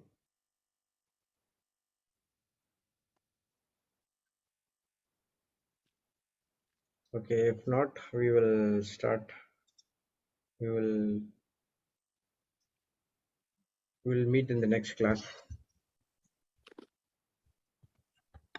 Yeah, Sister Jessie. Yes, Sister Samantha, are you still there? Yes, Sister Jessie. Praise God.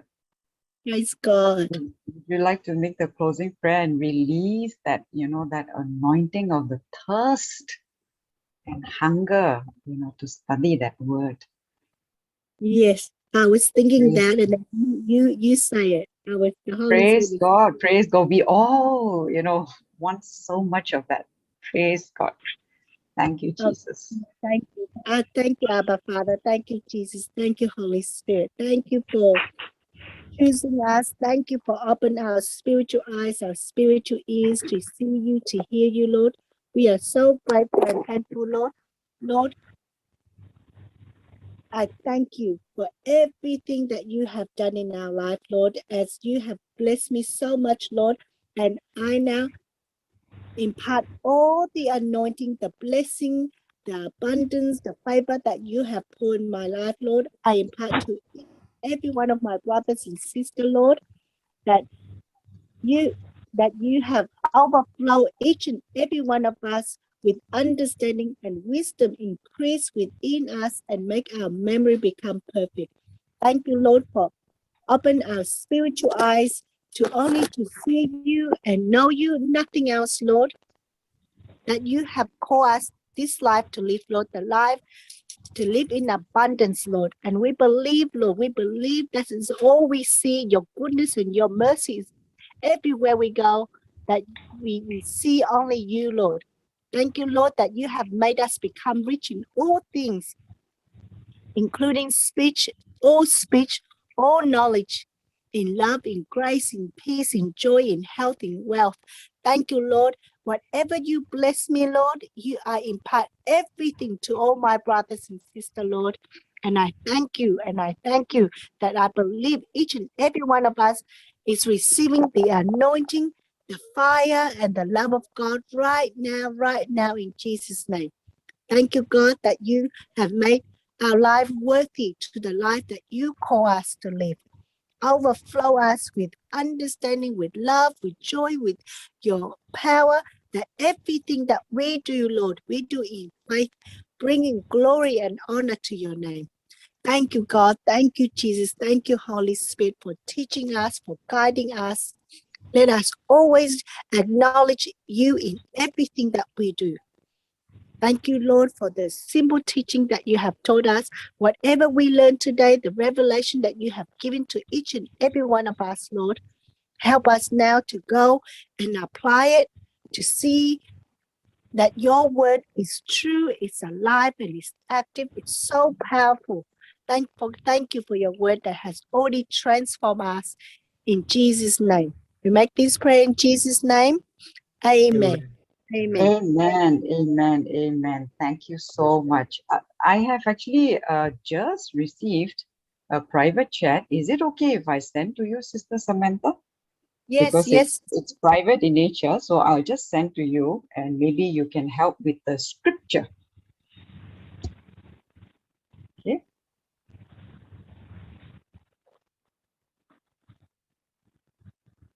Did you get that? Praise God.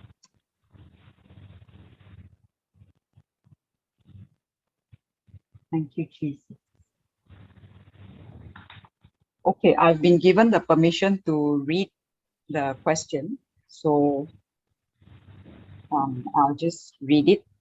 All right, then you can answer so that it benefits others as well. The question is it possible to fall out of the word? I have been listening to the teachings for a few months now, but recently I have become very violent and attacking or hurting people around me. Can you give me some scriptures? Praise God. Thank you, Jesus. Hallelujah. Sister Samantha, are you there? Yes, sorry, I was mute myself. So, Yeah. when you are not in faith, you fall into the natural mind. You are back to the natural. Even me now, the moment I stand up, if I'm not thinking about Jesus, I'm back to my natural mind. Okay, that natural mind there. If I'm keep on thinking long enough and thinking about day and night, that means there are more of fear, of violence, of destruction, because the devil put thoughts into your mind. And 2 Corinthians 10:5 says that every thought come into you, You need to capture those thoughts. Okay, sister, if you are there. And what we learned today, Ephesians 12. We have to Know the truth now. So now that you know the truth, sister, the truth is what? Ephesians 12 said that we are human beings, blood and flesh are not our enemy. So you have to stay and say, no, I'm not going to stop. I'm going to stop hurting those people, or those people who stop hurting me, because I know it's not them. It's the evil spirit that is operating in me, because I'm in the natural mind, because I'm not thinking about the word of God. You are in the teaching, but you are not paying attention to it. When you're not paying attention, you will not hear the revelation. You will not see what God has for you. That's why Proverbs 4:20, you got to pay attention. You got to listen, and you got to focus on him. So when you listen and he's telling you that every thought's coming, you got to capture those thoughts. And you cannot let the thoughts speaking to you, because that will lead to destruction. That will lead to fear, to violence, to hurting, because those thoughts are not from God. And what do I need to do? I need to use Matthew 18 and to bind all the negative things that come into my mind and release what I want to see, what God has done for me. And those 3 scriptures, sister, that's what you need to hold on. Like Sister Yvonne is saying, that she's in the spirit, how to cast out the spirit of irritation. You use the same prayer, the same method, and you do it. All of them is the same method. You got to confess all your sin, then you bind and you cast, and you got to release what you want to see. And who do you want to become? The faith of Abraham. And you keep on confessing all the inspirational scriptures that take you out of your fear, take you out of your anger and whatever you are going through. And Joshua 1:9 is the inspirational scriptures. Romans 8:31, 1 John 4:4. The one in you is far greater. So why are you not speaking the one in you, but why are you speaking the one from the outside?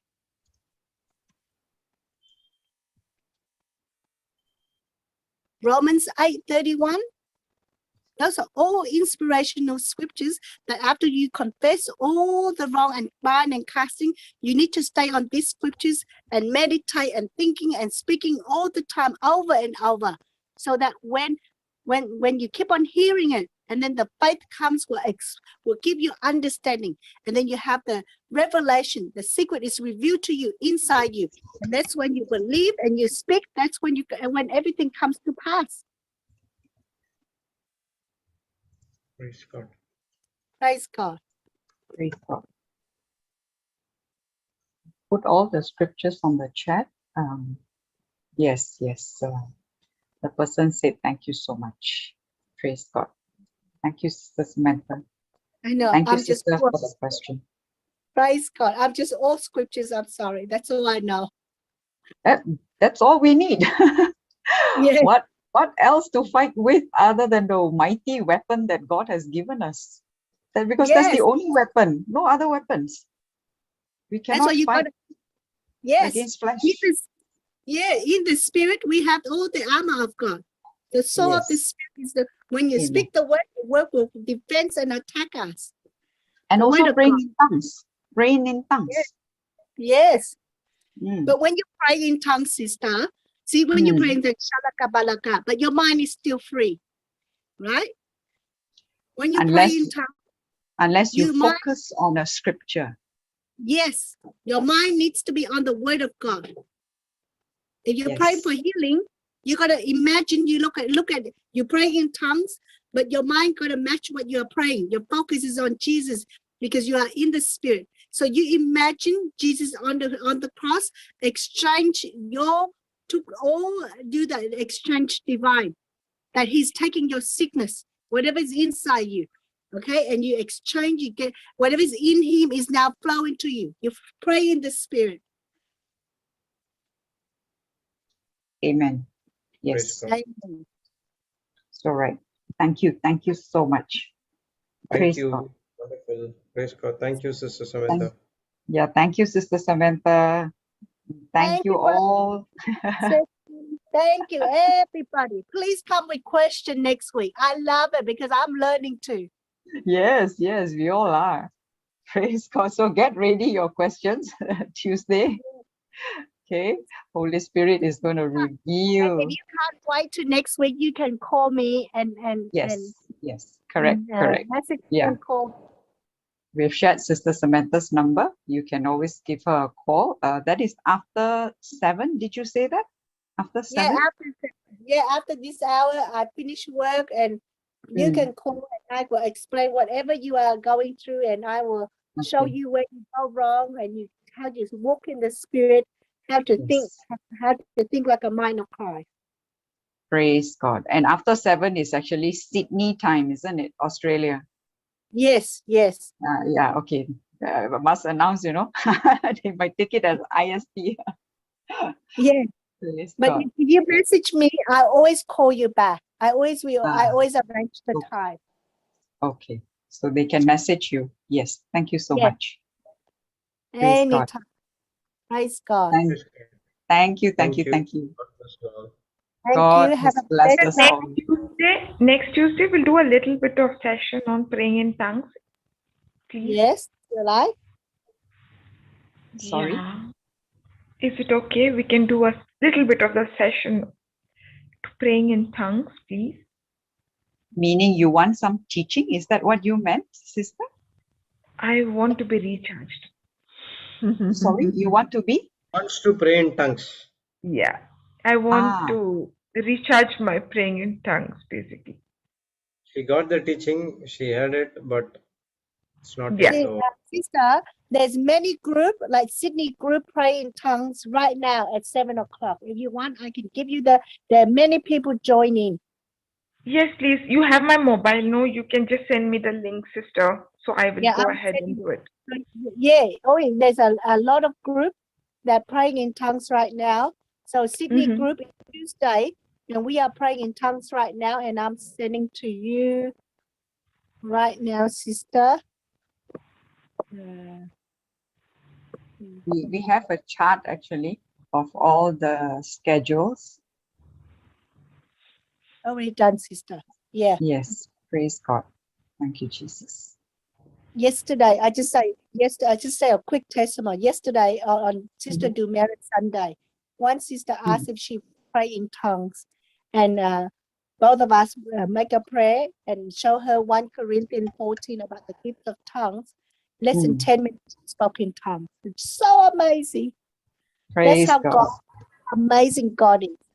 Whatever you ask is already inside you. All you have to do is activate it. Thank you, Jesus. Thank you, Jesus. Indeed. Praise God. Wonderful. So we will see you again, Sister Samantha, on Tuesday. Praise God. Looking forward to it. Praise God. Thank you, Jesus. Have a blessed day, Brother Jude, Sister Jessie, and everyone. God bless us. You too. God has blessed us all. Thank you, Brother Jude. Thank you to all the co-hosts, panelists. Sister Jessie, Sister Samantha, thank you so much. Thank you all. Thank you so much. Thank you. Thank you for your participation. And thank you, everybody. See you all again. Praise God. See you. All teachings are remain the same. You can go into a website and look at for the teachings. Thank you all. God bless you. Meeting will be on for some